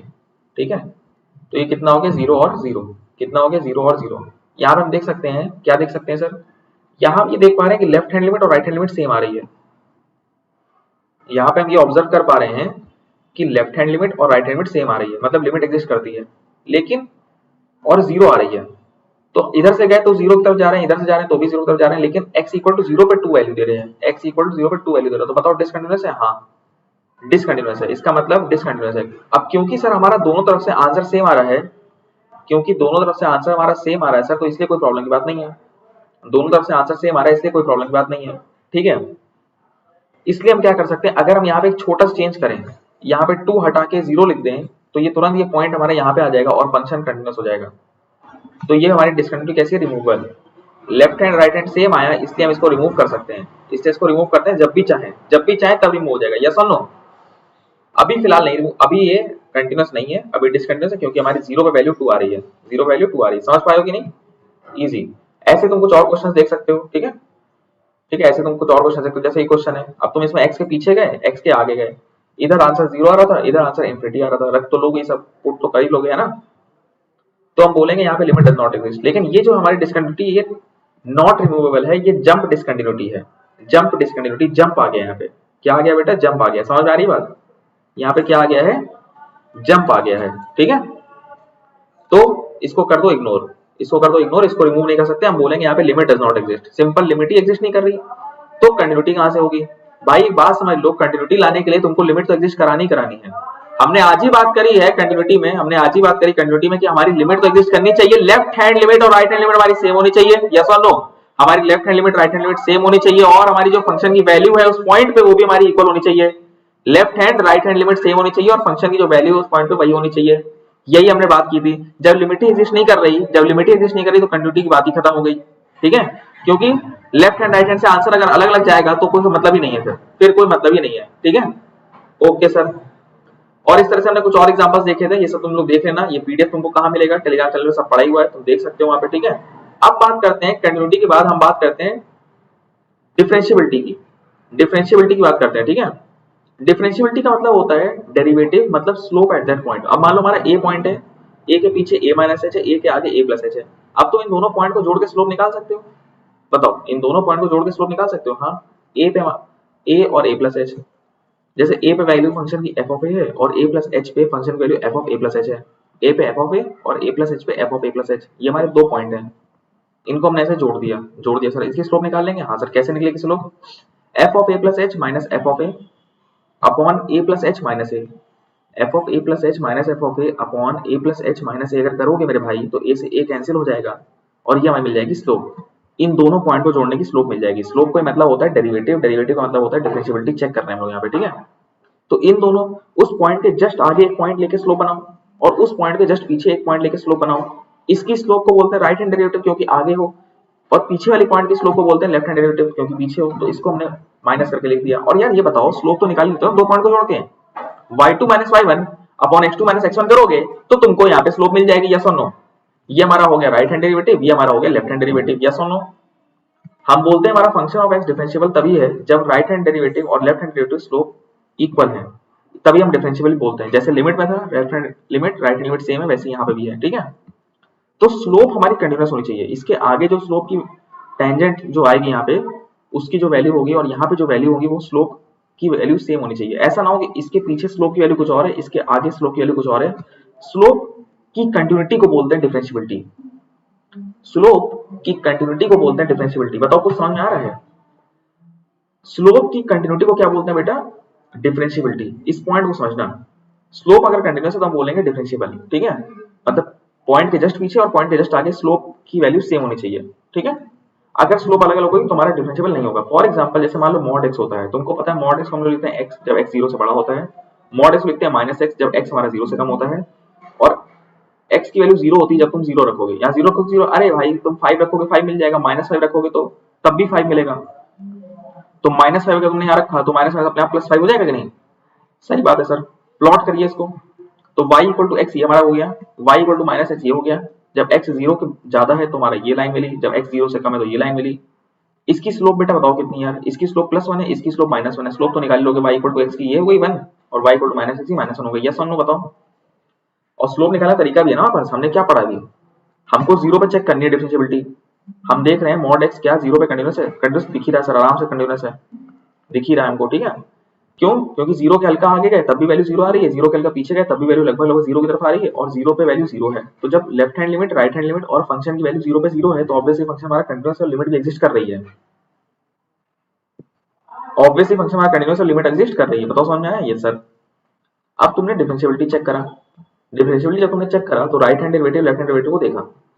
जब तुमने डिफरेंशियबिलिटी को चेक करा तो right hand derivative left hand derivative check करा।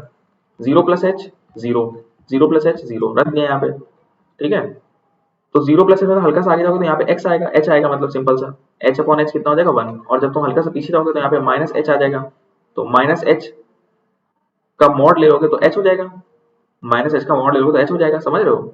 यहाँ पे अगर माइनस एच तो माइनस माइनस प्लस हो जाएगा ना, प्लस एच, और नीचे माइनस एच है तो plus H upon minus H, minus one आ गया। तो यहाँ की स्लोप प्लस वन आ गई, यहाँ की स्लोप माइनस वन आ गई। राइट हैंड डेरिवेटिव भी हमको स्लोप देता है पॉइंट के जस्ट आगे का, और लेफ्ट हैंड डेरिवेटिव हमको स्लोप देता है पॉइंट के जस्ट पीछे का। स्लोप स्लोप ये हमें स्लोप मिली, ये हमें स्लोप मिली। ठीक है, और अगर दोनों स्लोप की वैल्यू सेम आ रही होती तो डिफरेंशिएबल होता, लेकिन क्योंकि इस पॉइंट के आगे की स्लोप प्लस वन है, इस पॉइंट के पीछे की स्लोप माइनस वन है, क्योंकि दोनों स्लोप सेम है नहीं, तो सर हमारा फंक्शन डिफरेंशिएबल नहीं है। और वैसे भी यहाँ कॉर्नर आ गया है, वैसे भी यहाँ कॉर्नर आ गया तो हम बोलेंगे फंक्शन डिफरेंशिएबल बिल्कुल नहीं है। ठीक है, इस बात को समझ लेना।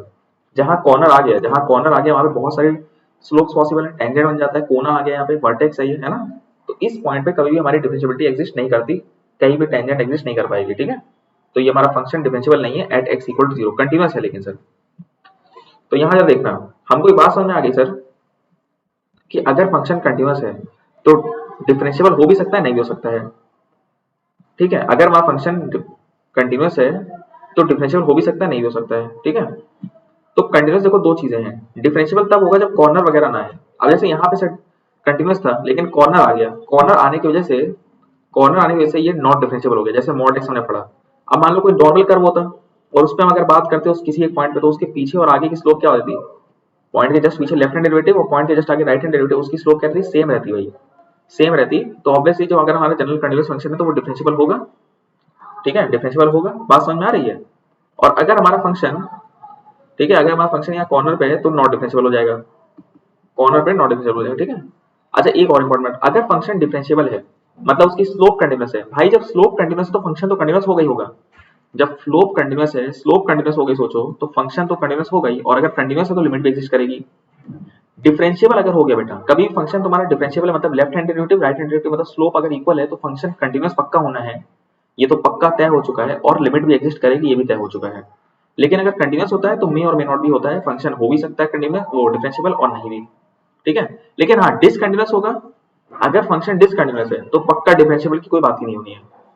कंटिन्यूटी अगर नहीं हुई तब बात ही नहीं होगी। ठीक है, और कंटिन्यूटी नहीं हुई तो लिमिट एग्जिस्ट कर भी सकती है, नहीं भी कर सकती है, पीछे हम लोग सब समझ चुके हैं। ठीक है, तो ये हमारा टॉपिक हो गया पूरा का पूरा डिफरेंशिएबिलिटी और कंटिन्यूटी। ठीक है, एक आसान सा क्वेश्चन यहाँ देखो, मैंने तुम्हें लिखवाया हुआ है यहाँ पे, तुम डिफरेंशिएबिलिटी चेक करो जीरो पे, तो तुमने देखो राइट हैंड डेरिवेटिव निकाला, फिर निकाला लेफ्ट हैंड डेरिवेटिव, जहां जहां x zero plus H formula लगाया बेसिक पूरा जीरो जीरो आ गया, तो भाई सीधी बात है स्लोप जीरो जीरो आ रही है, चाहे उस पॉइंट के एक्स इक्वल टू जीरो के हल्का सा पीछे जाइए, चाहे एक्स इक्वल टू जीरो के हल्का सा आगे जाइए, दोनों पॉइंट पे स्लोप निकालिए, स्लोप की वैल्यू कितनी आ रही है? जीरो, मतलब जो लाइन है टेंजेंट है जो, वो एक्स एक्सिस के पैरेलल है।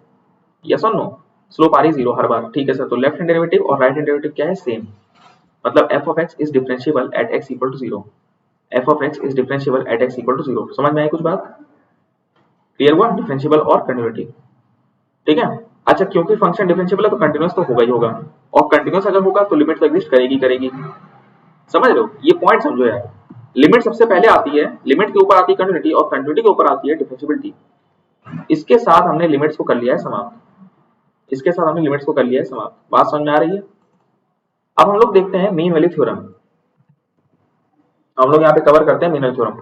देखो कितनी शानदार अंदाज में हम लोग ने कितने कम समय के अंदर हम लोग ने पूरी की पूरी infinite series, Taylor, Maclaurin, limits, quantity, differentiability सब खत्म कर दिया है। समझ रहे हो?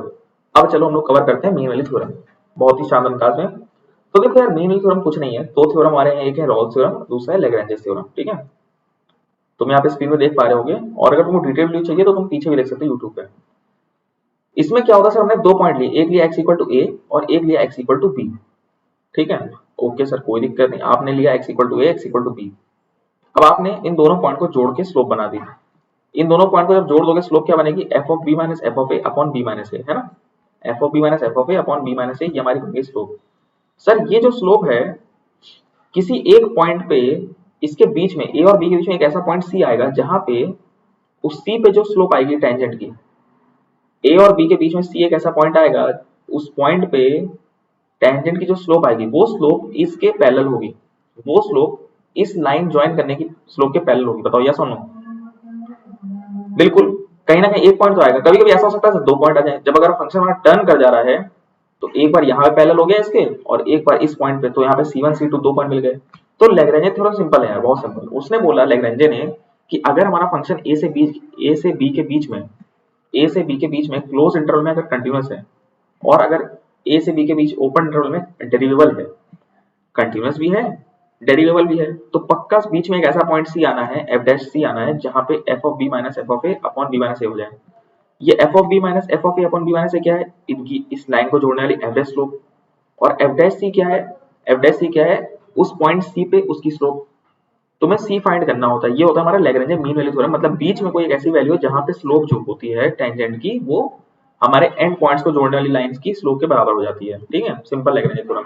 अगर मान लो, अब एक हम एसम्पशन मान लेते हैं। अब लेट अस सपोज अगर तुम्हारा ए और बी पे वैल्यू फंक्शन की सेम आ गई, देखो यहाँ भी वैल्यू सेम आ रही है, यहाँ भी वैल्यू सेम आ रही है, एफ ऑफ ए और एफ ऑफ बी सेम हो गया मान लो, तो खुद बताओ जब एफ ऑफ बी और एफ ऑफ ए सेम हो जाएगा तो बीच में जो पॉइंट आएगा, अब लाइन ये बनी, तो एफ ऑफ ए और एफ ऑफ बी अगर सेम हो गए, वैल्यू सेम हो गई, तो भाई ये तो पैरेलल हो गया एक्स एक्सिस के। सर जब ये पैरेलल हो जाएगा एक्स एक्सिस के तो स्लोप जीरो हो जाएगी। मतलब बीच में जो पॉइंट सी आएगा उस पॉइंट सी पे भी स्लोप कितनी होगी? जीरो होगी। ऐसा एक पॉइंट तो आना ही आना है भाई, कम से कम एक पॉइंट आना है। और अगर ज्यादा बार टर्निंग हो गई, कम से कम एक पॉइंट आना, अगर ज्यादा बार टर्निंग हो गई तब तो सर दो बार तीन बार कई बार स्लोप जीरो हो सकती है ना? क्योंकि सर अगर हमारा एफ ऑफ बी और एफ ऑफ ए सेम हो गया तो ये जीरो हो गया, जीरो हो गया, तो हमारा एफ डैश सी तब जीरो हो जाएगा, तो हमारा एफ डैश सी जीरो हो जाएगा। और वो लैग्रेंजे थ्योरम ही है, लेकिन लैग्रेंजे थ्योरम का स्पेशल केस है। लैग्रेंजे थ्योरम में एक स्पेशल केस ऐसा आ सकता है कि जब हमारा एफ ऑफ ए और एफ ऑफ बी अगर सेम हो जाए, सर सेम हो जाए, तो उनको माइनस करने पे स्लोप जीरो मिलेगी और बीच में एक ऐसा पॉइंट सी आएगा जहां पे स्लोप क्या होगी? जीरो। तब हम उस थ्योरम को, लैग्रेंजे थ्योरम को क्या बोल देंगे? रॉलीज थ्योरम। तब हम उस लैग्रेंजे थ्योरम को क्या बोल देंगे? रॉलीज थ्योरम। बहुत ही इजी सी बात है यार, बहुत ही इजी सी बात। क्वेश्चन देखते हैं। ये हमारा फंक्शन है, इंटरवल हमने लिया -1 से 1, रॉलीज थ्योरम को वेरीफाई करना है। तो फंक्शन हमारा कंटिन्यूअस है, डिफरेंशिएबल है, -1 पे हमने वैल्यू निकाली तो बना गई, +1 पे वैल्यू निकाली तो भी बना गई। अब क्योंकि यहाँ पे सर एफ ऑफ ए और एफ ऑफ बी बराबर हो गए हैं, मतलब एफ ऑफ ए और एफ ऑफ बी की वैल्यू दोनों 1 आ रही, दोनों बराबर आ रही है, फंक्शन इस तरह से बना हुआ है, तो बीच में एक ऐसा पॉइंट आएगा जहां पे स्लोप इन दोनों को जोड़ने वाली लाइन की स्लोप के बराबर हो जाएगी।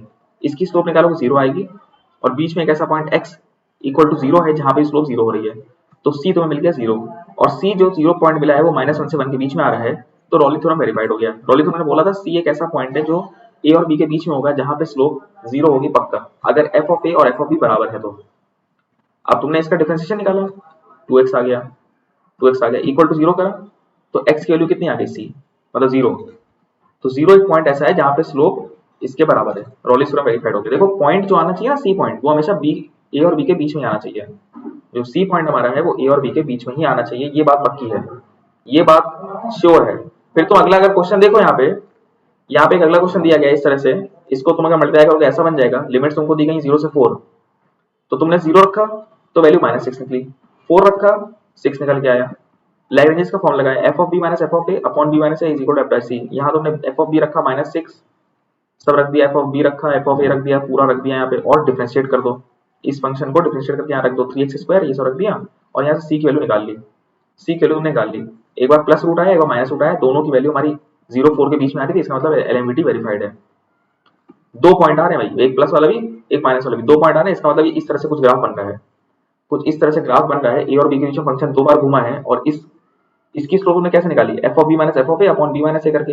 अरे स्लोप तो निकाल लेते ना दो पॉइंट को छोड़ के, बीच में दो पॉइंट आ रहे हैं C1 और C2, जहां पे स्लोप, जिस पॉइंट पे टेंजेंट की स्लोप जो है वो इसके बराबर हो गई है, दो पॉइंट निकल के आए। तो कुछ समझ में आया एलएमवीटी वगैरह?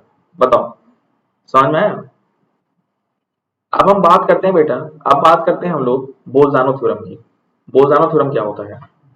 सर बोल्जानो थ्योरम कहता है कि अगर हमारा फंक्शन कंटिन्यूअस और डिफरेंशिएबल है और ए पे वैल्यू मान लो पॉजिटिव आ रही है और बी पे वैल्यू नेगेटिव आ रही है, मान लो हमारा फंक्शन ऑफ ए की वैल्यू पॉजिटिव आ रही है और फंक्शन ऑफ बी की वैल्यू नेगेटिव आ रही है, और फंक्शन कंटिन्यूअस भी है, तो इसका मतलब सर भगवान साक्षी है यहाँ पे, सर फंक्शन यहाँ पे बीच में एक जगह एक्स एक्सिस को कट करेगा, क्योंकि एक वैल्यू पॉजिटिव एक वैल्यू नेगेटिव और फंक्शन कंटिन्यूअस भी है, तो इसका मतलब बीच में एक जगह ऐसी है जहां पे फंक्शन की वैल्यू 0 पक्का होगी।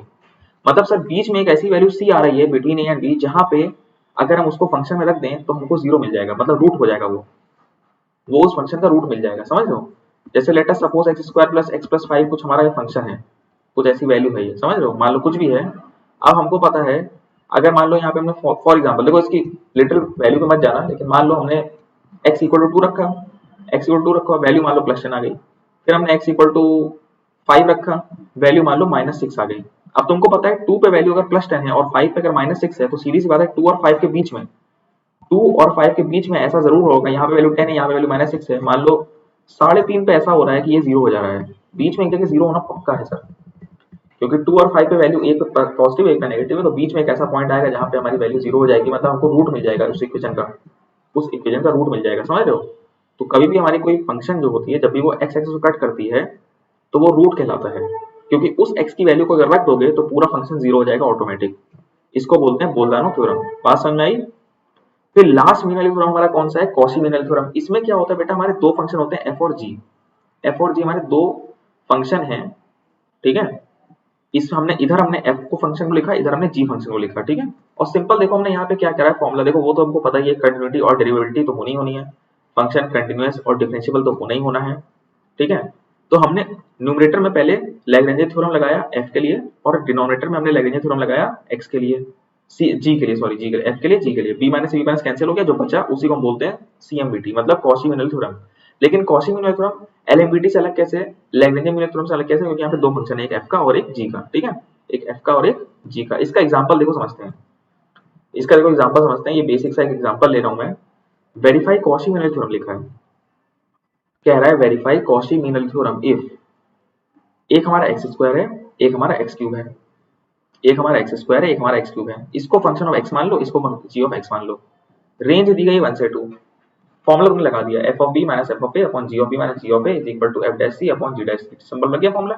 हाँ सर लग गया, कोई दिक्कत नहीं है, कोई दिक्कत नहीं। आप हमने क्या करा, एफ ऑफ बी देखो फंक्शन एक्स क्या है, ये है ना, एक बार 2 रख दो, एक बार 1 रख दो, 2 रखोगे तो यहाँ पे 4 आ जाएगा, 1 रखोगे तो यहाँ पे 1 आ जाएगा। ऐसे जी में रख दो जरा 2 और 1, यहाँ 2 रखोगे तो 8 आ जाएगा, ये रखोगे ये आ जाएगा। अब जरा इसको डिफरेंशिएट भी कर दो यार, इसका डिफरेंशिएट 2c होता है, 2x हो जाएगा, 2x, इसका कितना हो जाएगा 3x स्क्वायर, इसका 2x, इसका 3x स्क्वायर, रख दिया हमने यहाँ पे, cc आ गया है ना, कैंसिल हुआ, सॉल्व किया, c कैंसिल आउट हुआ, ये हो गया, c की वैल्यू 2 आ गई, 0 और 49। कमेंट करो, 0 इसके बीच में आ रहा है? नहीं। 49 इसके बीच में आ रहा है? हाँ। तो इसका मतलब CMVT वेरीफाइड हो गया। मतलब एक वैल्यू ऐसी है जो इनके बीच में आ रही है, तो हम 0 को रिजेक्ट कर लेंगे और c को सेलेक्ट कर लेंगे, लिखा हुआ है c is equal to 49 lies in the interval 1 से 2, hence CMVT is verified, hence CMVT is verified। बात समझ में आई? बात समझ में आई कि नहीं कुछ? ठीक है, तो ये हमारा हो गया मीन वैल्यू थ्योरम सारे। तो मीन वैल्यू थ्योरम तुमको अच्छे से समझ में आ गया होगा, ठीक है? यहाँ पे कोई दिक्कत नहीं आई होगी। अब थोड़ा सा बात कर लेते हैं, अब थोड़ा सा बात कर लेते हैं पार्शियल डिफरेंशिएशन की, पार्शियल डिफरेंशिएशन की थोड़ी सी बात कर लेते हैं, ठीक है? मीन वैल्यू थ्योरम बहुत सिंपल है, जरा सा टॉपिक है, तुमको बस बेसिक डेफिनेशंस का आइडिया होना चाहिए था उसमें, ठीक है? बहुत ही सिंपल था। अब बात करते हैं सर पार्शियल डिफरेंशिएशन क्या होता है। पहले तो एक बात समझो यार, हमारा फंक्शन होता है वो दो वेरिएबल फंक्शन है, फंक्शन हमारा दो वेरिएबल फंक्शन है, एक्स और वाई का, ठीक? ओके सर, फंक्शन हमारा दो चीजों का वेरिएबल है, एक्स और वाई का। अब सर अगर आपको फंक्शन को एक्स में डिफरेंशिएट करना है, आपको सर फंक्शन को किस में डिफरेंशिएट करना है? एक्स में, तो हम लिखेंगे del x by del x. लेकिन हाँ सर, जब आप देखो मुझे पता है मेरा फंक्शन एक्स में मुझे डिफरेंशिएट करना है, तो मैं वाई को कांस्टेंट कर लूंगा, क्योंकि यहाँ हमारा फंक्शन एक्स का भी है वाई का भी है, एक्स और वाई दोनों पर डिपेंड कर रहा है। लेकिन आप del x by del x निकाल रहे हैं, डेल का मतलब क्या है? पार्शियल। आप टोटल डिफरेंशिएशन नहीं कर रहे हैं, क्योंकि यहाँ पे फंक्शन दो चीजों का वेरिएबल है, तो आप यहाँ पे भी सिर्फ एक्स में डिफरेंशिएट कर रहे हैं। आपने एक पॉइंट लिया एक्स और अगला पॉइंट लिया एक्स प्लस एच, जरा सा आगे। लेकिन वाई क्या रहा? कांस्टेंट। अलोंग एक्स एक्सिस आप मूव कर रहे हैं सर, एक्स और एक्स प्लस एच। वाई क्या रहा? कांस्टेंट। आपने डिफरेंशिएट करा लेकिन y को कांस्टेंट माना हो, तो फंक्शन क्या हो जाएगा? f of x plus h comma y minus f of x y upon x plus h minus x, अगला पॉइंट माइनस पिछला पॉइंट, सिंपल सी बात। ये हमारा हो जाता है partial differentiation del f upon del x जब h टेंड्स टू 0। सिमिलरली जब हम y में मूव करेंगे तो x कांस्टेंट रहेगा, y चेंज होगा, y हमारा y प्लस k बन जाएगा। तो x comma y plus k ये वाला point minus x comma y upon y plus k minus y हमने किया, तो del f by del y मिल गया, del f by del y मिल गया, और x हमारा यहाँ पे कांस्टेंट है, x हमारा यहाँ पे कांस्टेंट है, ठीक है, क्योंकि जब हम y में मूव कर रहे हैं बेटा, y चेंज हो रहा है तो x कांस्टेंट चल रहा है। तो इतना याद रखो, जब तुम x में डिफरेंशिएट करो तो y कांस्टेंट कर दोगे, और जब तुम y को डिफरेंशिएट कर रहे होगे तो तुम x को कांस्टेंट कर दोगे, ठीक है। तो basic property f of xy is equal to f of yx होता है। तुम दो बार डिफरेंशिएट करो, पहले y में x में, या पहले x में करो बाद में y में करो, फर्क नहीं पड़ता, सेम आता है। ये दोनों अलग अलग होते हैं, सीधी बात है। यहाँ पे डेल बाय डेल का होल स्क्वायर हो रहा है, यहाँ पे एक बार हमने डिफरेंशिएट करके स्क्वायर किया और यहाँ पे हमने दो बार डिफरेंशिएट किया है, फर्क आएगा ना, दोनों एक थोड़ी है, अलग अलग है। और ऐसी ये कुछ बेसिक प्रॉपर्टीज ये भी तुम देख सकते हो, ठीक है, ये भी तुम देख सकते हो, ठीक है सर।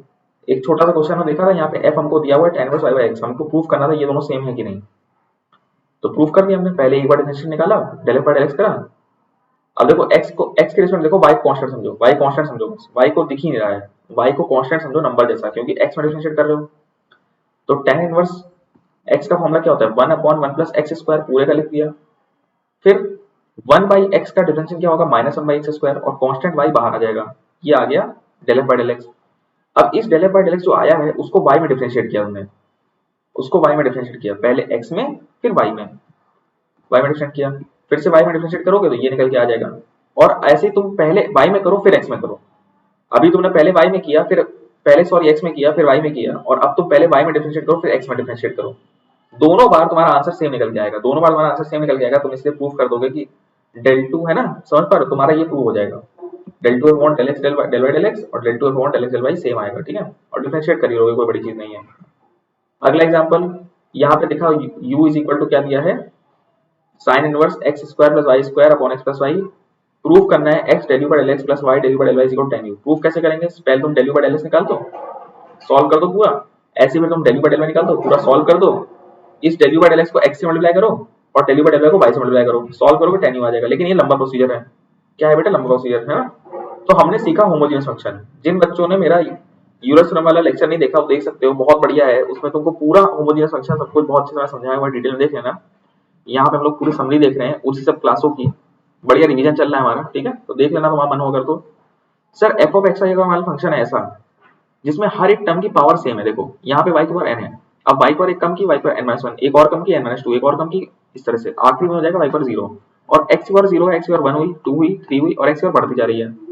हर एक टर्म की पावर n है कि नहीं बताओ, यहाँ पे y की पावर n, इन दोनों को मल्टीप्लाई कर दो पावर कितनी है n, इन दोनों को मल्टीप्लाई कर दो पावर कितनी है n, इनका सम कितना है n। हर एक टर्म की पावर अगर सेम है मतलब इसको बोलते हैं होमोजेनियस फंक्शन। होमोजेनियस फंक्शन मतलब एक ऐसा फंक्शन xy का जिसमें डिग्री हर एक टर्म की कितनी है n, जिसमें डिग्री हर एक टर्म की कितनी है n। तो ऑब्वियसली जब हर एक टर्म की डिग्री n है तो पूरे फंक्शन की डिग्री क्या हो जाएगी 10। जब हर एक टर्म की डिग्री n है तो पूरे फंक्शन की डिग्री क्या हो जाएगी 10। और इस तरह के जो फंक्शन होते हैं ना उसमें जब भी तुम कभी x की पावर n या y की पावर n कॉमन लोगे, यहाँ सब लेट अस सपोज हमने x की पावर n कॉमन लिया, तो यहाँ पे क्या बन जाएगा y अपॉन x की पावर n। यहाँ अगर x की पावर n को कॉमन लोगे तो यहाँ पे नीचे x पावर n डिवाइड होगा, एक x कैंसिल हो जाएगा और y upon x power n minus हो जाएगा। मतलब तुम जब भी कभी x की पावर n या y की पावर n कॉमन ले लोगे ऐसे फंक्शन से जहां पे हर एक टर्म की पावर सेम आ रही है, तो तुम देखोगे वो ऐसा एक्सप्रेस किया जा सकता है। Homogeneous function can be expressed like this, x power n common लिया और यहाँ आ गया f of y upon x, और यहाँ आ गया y की power n f of x upon y, मतलब function of y upon x आ जाएगा। मतलब अंदर तुम ये जो देख रहे हो यहाँ पे सब जगह y अपॉन x आ रहा है, y अपॉन x आ रहा है, y अपॉन x आ रहा है, कहीं पे भी पीछे कोई x और y आ रहा है एक्स्ट्रा नहीं, कोई भी एक्स्ट्रा नहीं आएगा कभी भी। तो जब तुम x और n या y और n कॉमन लोगे तो अंदर जितना बचेगा वो हमेशा या तो सिर्फ y अपॉन x के फॉर्म में होगा या तो x अपॉन y के फॉर्म में होगा। इसको बोलते हैं होमोजेनियस फंक्शन। फॉर एग्जांपल यहाँ देखो, यहाँ तुमने अगर x क्यूब कॉमन लिया बेटा, हाथ से ले लिया, तो अंदर बचा 1 प्लस y अपॉन x का होल क्यूब, तो बाहर आ गया x क्यूब और ये पूरा function of y upon x, ये पूरा function of y upon x, yes और नो। तो ये होमोजेनियस है सर, और इसकी डिग्री कितनी है 3। ये जो x की पावर n देख रहे हो ये n तुमको डिग्री दे देगा, और वो तो वैसे बता सकते हो। देखो हर एक टर्म की डिग्री कितनी है 3, तो सीधी बात है होमोजेनियस है और डिग्री कितनी 3। अब इसको देखो यहाँ 1 यहाँ 1, तो ये इसकी डिग्री 2 हो गई, इसकी डिग्री 2 हो गई, दोनों टर्म की डिग्री कितनी है सेम, तो होमोजेनियस फंक्शन है 2 हो गया। इसको देखो यहाँ डिग्री कितनी है 3, यहाँ डिग्री कितनी है 1 प्लस 2 3, यहाँ पे डिग्री कितनी है 3, तो हर एक टर्म की देखो साइन कॉस और ये सब जो आते हैं इनकी कोई डिग्री नहीं होती यार, इनकी कोई डिग्री नहीं, डिग्री हमारी सिर्फ अलजेब्रिक फंक्शन की होती है भाई, डिग्री हमारी सिर्फ और सिर्फ अलजेब्रिक फंक्शन की होती है, हमें इन सब से कोई मतलब नहीं है, हमें सिर्फ अलजेब्रिक फंक्शन से मतलब है, यस और नो। तो हमने 3 3 3, तो होमोजेनियस फंक्शन है, इसकी डिग्री 3 है। इसको देखो, इसमें तुम ऊपर वाले की अगर डिग्री देखो तो 3 हो जाएगी और नीचे वाले की डिग्री देखो 1 हो जाएगी, और जब डिवाइड कर दोगे तो हमारा x स्क्वायर बन जाएगा, तो मतलब ये भी होमोजेनियस है। लेकिन ऊपर वाली डिग्री 3 थी, नीचे वाली डिग्री 1 थी, तो हमने 3/1 किया तो डिवाइड होकर 2 आ गया, इसलिए हमारी इसकी डिग्री ओवरऑल फंक्शन की डिग्री कितनी हो जाएगी 2। ऐसे यहाँ पे देखो इसकी डिग्री कितनी थी 1/3 न्यूमरेटर की, इसकी डिग्री कितनी थी 1/4 थी। जब मैंने डिवाइड किया x स्क्वायर 1/3 को x स्क्वायर 1/4 से डिवाइड किया तो x स्क्वायर 1/12 बन गया, मतलब ये भी हमारा होमोजेनियस है और इसकी डिग्री कितनी है 1/12, ये भी हमारा होमोजेनियस है, इसकी डिग्री कितनी है 1/12। यस और नो? यहाँ देखो इसकी डिग्री कितनी है -2, इसकी डिग्री कितनी है -2, इसकी डिग्री कितनी है -2, लॉग से कोई मतलब नहीं, तो हमारा ये होमोजेनियस हो गया। 1/x² कॉमन है तो हमारा 1/x² मतलब x स्क्वायर -2, मतलब ये हमारा होमोजेनियस है जिसकी डिग्री कितनी है -2। समझ पा रहे हो कि नहीं?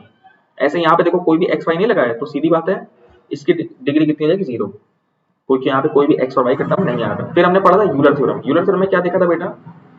यूलर थ्योरम ने बोला कि अगर हमारा फंक्शन एक्स वाई होमोजीनियस है, यूलर साहब क्या बोल के गए हैं कि अगर हमारा फंक्शन होमोजीनियस है, अगर हमारा फंक्शन बेटा होमोजीनियस है तो उन्होंने बोला x into del f by del x plus y into del f by del y तुम्हें निकालना है तो सीधे सीधे n इंटू एफ कर दो, ये सॉल्व करने की जरूरत नहीं है, सीधे सीधे n इंटू एफ कर दो। n का मतलब होता है इस होमोजीनियस फंक्शन की डिग्री, n का मतलब होता है इस होमोजीनियस फंक्शन की डिग्री, और f तुम्हारा सीधे से फंक्शन जो जिसको तुम यहाँ पे पुट करने वाले थे। ठीक है, अगर तुम्हें ये वैल्यू सॉल्व करनी है तो n into n minus 1 into F कर दो। फॉर एग्जाम्पल जैसे हमारे क्वेश्चन है ये क्वेश्चन है, ठीक है, हमको पता है सर ये होमोजीनियस है क्योंकि इसके पीछे कहीं एक्स वाई कुछ आ नहीं रहा है, इसकी भी डिग्री 0, इसकी भी डिग्री 0, ये होमोजीनियस है। हाँ सर, u हमारा फंक्शन है जो होमोजीनियस है, तो कह रहा है कि फाइंड द वैल्यू ऑफ ये x del by del x, मतलब ये इसकी वैल्यू फाइंड करने बोला, और दूसरा क्वेश्चन बोला इसकी वैल्यू फाइंड करो।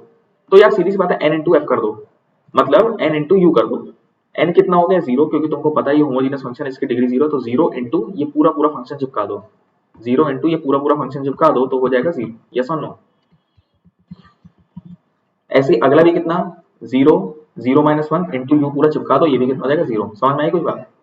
एक क्वेश्चन और देखो, जैसे ये है फंक्शन हमारा, तुमको बोल रहा है find the value x into del by del x plus y into del by del y. x into del by del x बोल रहा है plus y into del by del y बोल रहा है सॉल्व करो। सॉल्व करने के बोला यहाँ पे, ये सुनो सॉल्व करना है तुम्हें। यहाँ पे क्या करेंगे सर बताओ, क्या करेंगे तुम बताओ, कमेंट करो यार फटाफट। यहाँ पे क्या ऑप्शन बच रहा है हमारे पास?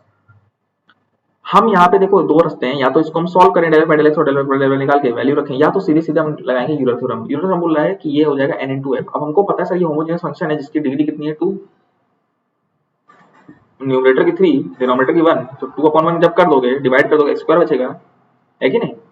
x स्क्वायर बचेगा, अंदर बचेगा फंक्शन y अपॉन x, तो ये हमारा होमोजेनियस है जिसकी डिग्री 2 है। तो हम क्या लिखेंगे n इंटू एफ, हम क्या लिखेंगे n इंटू एफ। यस और नो? तो n लिखा हमने 2 क्योंकि इसकी डिग्री कितनी है 2, और f क्या है, ये पूरा पूरा चिपका दिया हमने। f क्या है, पूरा पूरा एज इट इज हमने यहाँ पे चिपका दिया, f को एज इट इज चिपका दिया, बस आंसर हो गया। सॉल्व करने की जरूरत ही नहीं, तुमसे बोले ये सॉल्व करो, इसकी वैल्यू निकालो, x del 2f upon del x square 2xy, ये देखो पीछे यहाँ पे del 2f xy, del 2f xy लिखने भूल गए यहाँ पे, plus y square f y y, है ना? इसकी वैल्यू सीधे सीधे क्या हो जाएगी n into n minus 1 into F. इसकी वैल्यू सीधे सीधे क्या हो जाएगी n into n minus 1 into F. Yes और नो? यस और नो बताओ, कमेंट करो। ठीक है, इसके लिए हो जाएगी n into n minus 1 into F, और यहाँ पे तुम n की जगह क्या रख दोगे 2, क्योंकि इस फंक्शन की होमोजेनियस डिग्री कितनी है 2, यहाँ रख दोगे 2 माइनस 1 2 माइनस 1, फंक्शन पूरा लिख दिया, आंसर आ गया। बताओ कुछ सॉल्व करने की जरूरत नहीं है, कोई दो बार ना डिफरेंशिएट करना है, ना तुम्हें y में 2 बार डिफरेंशिएट करना है, ना x में y में करना है, समझ रहे हो? सीधे सीधे आंसर आएगा होमोजेनियस फंक्शन के हिसाब से यूलर थ्योरम। तो यूलर थ्योरम बड़ा कमाल का है, एग्जाम में पूछा सकता है तुमसे, ठीक है? टेस्ट सीरीज वगैरह दोगे अकेडमी के, तो उसमें तुम्हें क्वेश्चंस मिलेंगे इस तरह के, आराम से हो जाएंगे, ठीक है? आराम से तुम्हारा यहाँ से यूलर थ्योरम निकल के आ जाएगा। कुछ बात समझ में आ रही है? अब हम एक यूलर थ्योरम का एक और फॉर्म है, ये दूसरे टाइप का फॉर्म है। इसमें क्या होता है कि सर अगर हमारा फंक्शन ऑफ u जो v है वो होमोजीनियस हो गया, कैसे जरा समझो, पहले समझ लो फिर हम लोग देख लेंगे। लेट अस सपोज दैट हमको यहाँ पे फंक्शन दिया u is equal to log, इस तरह से, समझ लो। तो अगर तुमने छोटा सा रिडक्शन कर दिया, मतलब यहाँ पे अगर e की पावर u ऐसे लिख दिया, e की power u is equal to ये, तुमको पता है ये हमारा कुछ नहीं है, अगर हम log को इधर ले जाए e की पावर u ले जाएं और ये बच गया, तो ये तो पक्का होमोजीनियस है जिसकी फंक्शन की डिग्री कितनी है 2। ठीक है, यहाँ मान लो tan इनवर्स लिखा है, अगर तुम इस tan इनवर्स को इधर ले जाते हो तो tan u जो बनेगा, tan u is equal to ये बन जाएगा, tan u is equal to ये बन जाएगा, और ये हमारा होमोजीनियस है। मतलब tan इनवर्स इधर ले जाओ, या तो sin इनवर्स ले जाओ, या तो e की पावर u इधर ले जाओ, कुछ भी हल्का सा चेंज कर दोगे, अगर कुछ भी अगर हल्का सा चेंज कर दोगे, यहाँ देखना जरा ध्यान से। लेट अस सपोज दैट हमारा u is equal to sin inverse कोई होमोजीनियस फंक्शन अंदर लिखा हुआ है। Let us suppose u is equal to tan inverse कोई होमोजीनियस फंक्शन अंदर लिखा हुआ है।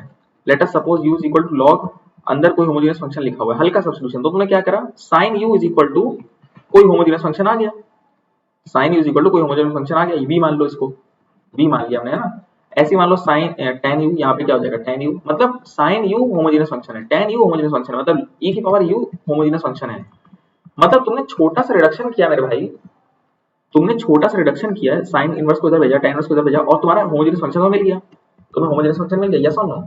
तो जब इस तरह का केस होगा जिसमें हम बोलेंगे f ऑफ u होमोजेनियस है, f of u equal to v जो हमारा है वो होमोजेनियस है, तब तुम देखो कैसे यूलर थ्योरम लगाओगे, तब तुम कैसे यूलर थ्योरम लगाओगे, कैसे लगेगा, ये वैल्यूज अब कैसे निकलेंगे, उस फॉर्मूला से नहीं देंगे, अब लिखेंगे अब n जो फंक्शन ऑफ u है, जैसे sin u tan u e power u, उसको रख दो और उसका डिफरेंशिएशन रख दो।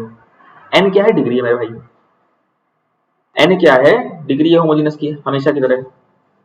समझ में आ रही कुछ बात, मतलब अगर आपको ये और ये वैल्यू निकालनी है तो n f of u upon f dash u रख दो, n f of u upon f dash u रख दो, समझ पा रहे हो कि नहीं, n f of u upon f dash u रख दो, सिंपल सी बात, ठीक है।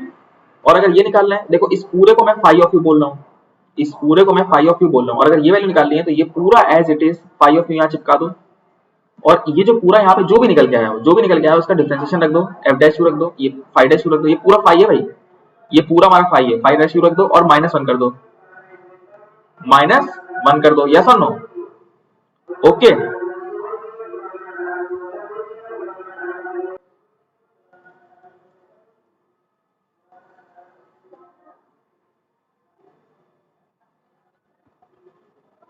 ठीक है, बात समझ में आ गई, phi of u, phi dash u -1 कर दो, सिंपल से देख लो, जैसे तुमको ये क्वेश्चन है, हमने e बार u लिखा, हमको ये वैल्यूज निकालनी थी, तो हमने क्या रखा, n f of u upon f dash u, तो हम लिखेंगे 2 e की पावर u अपॉन e की पावर u, यस और नो, 2 e की पावर u अपॉन e की पावर u, यस और नो, बताओ उसका डिफरेंशियल, और आंसर कितना आ जाएगा 2, सिंपल सा, जो कि हमारा क्या बन गया है, जो कि हमारा क्या बन चुका है, फाई ऑफ u, जो कि हमारा क्या बन चुका है, फाई ऑफ u, यस और नो।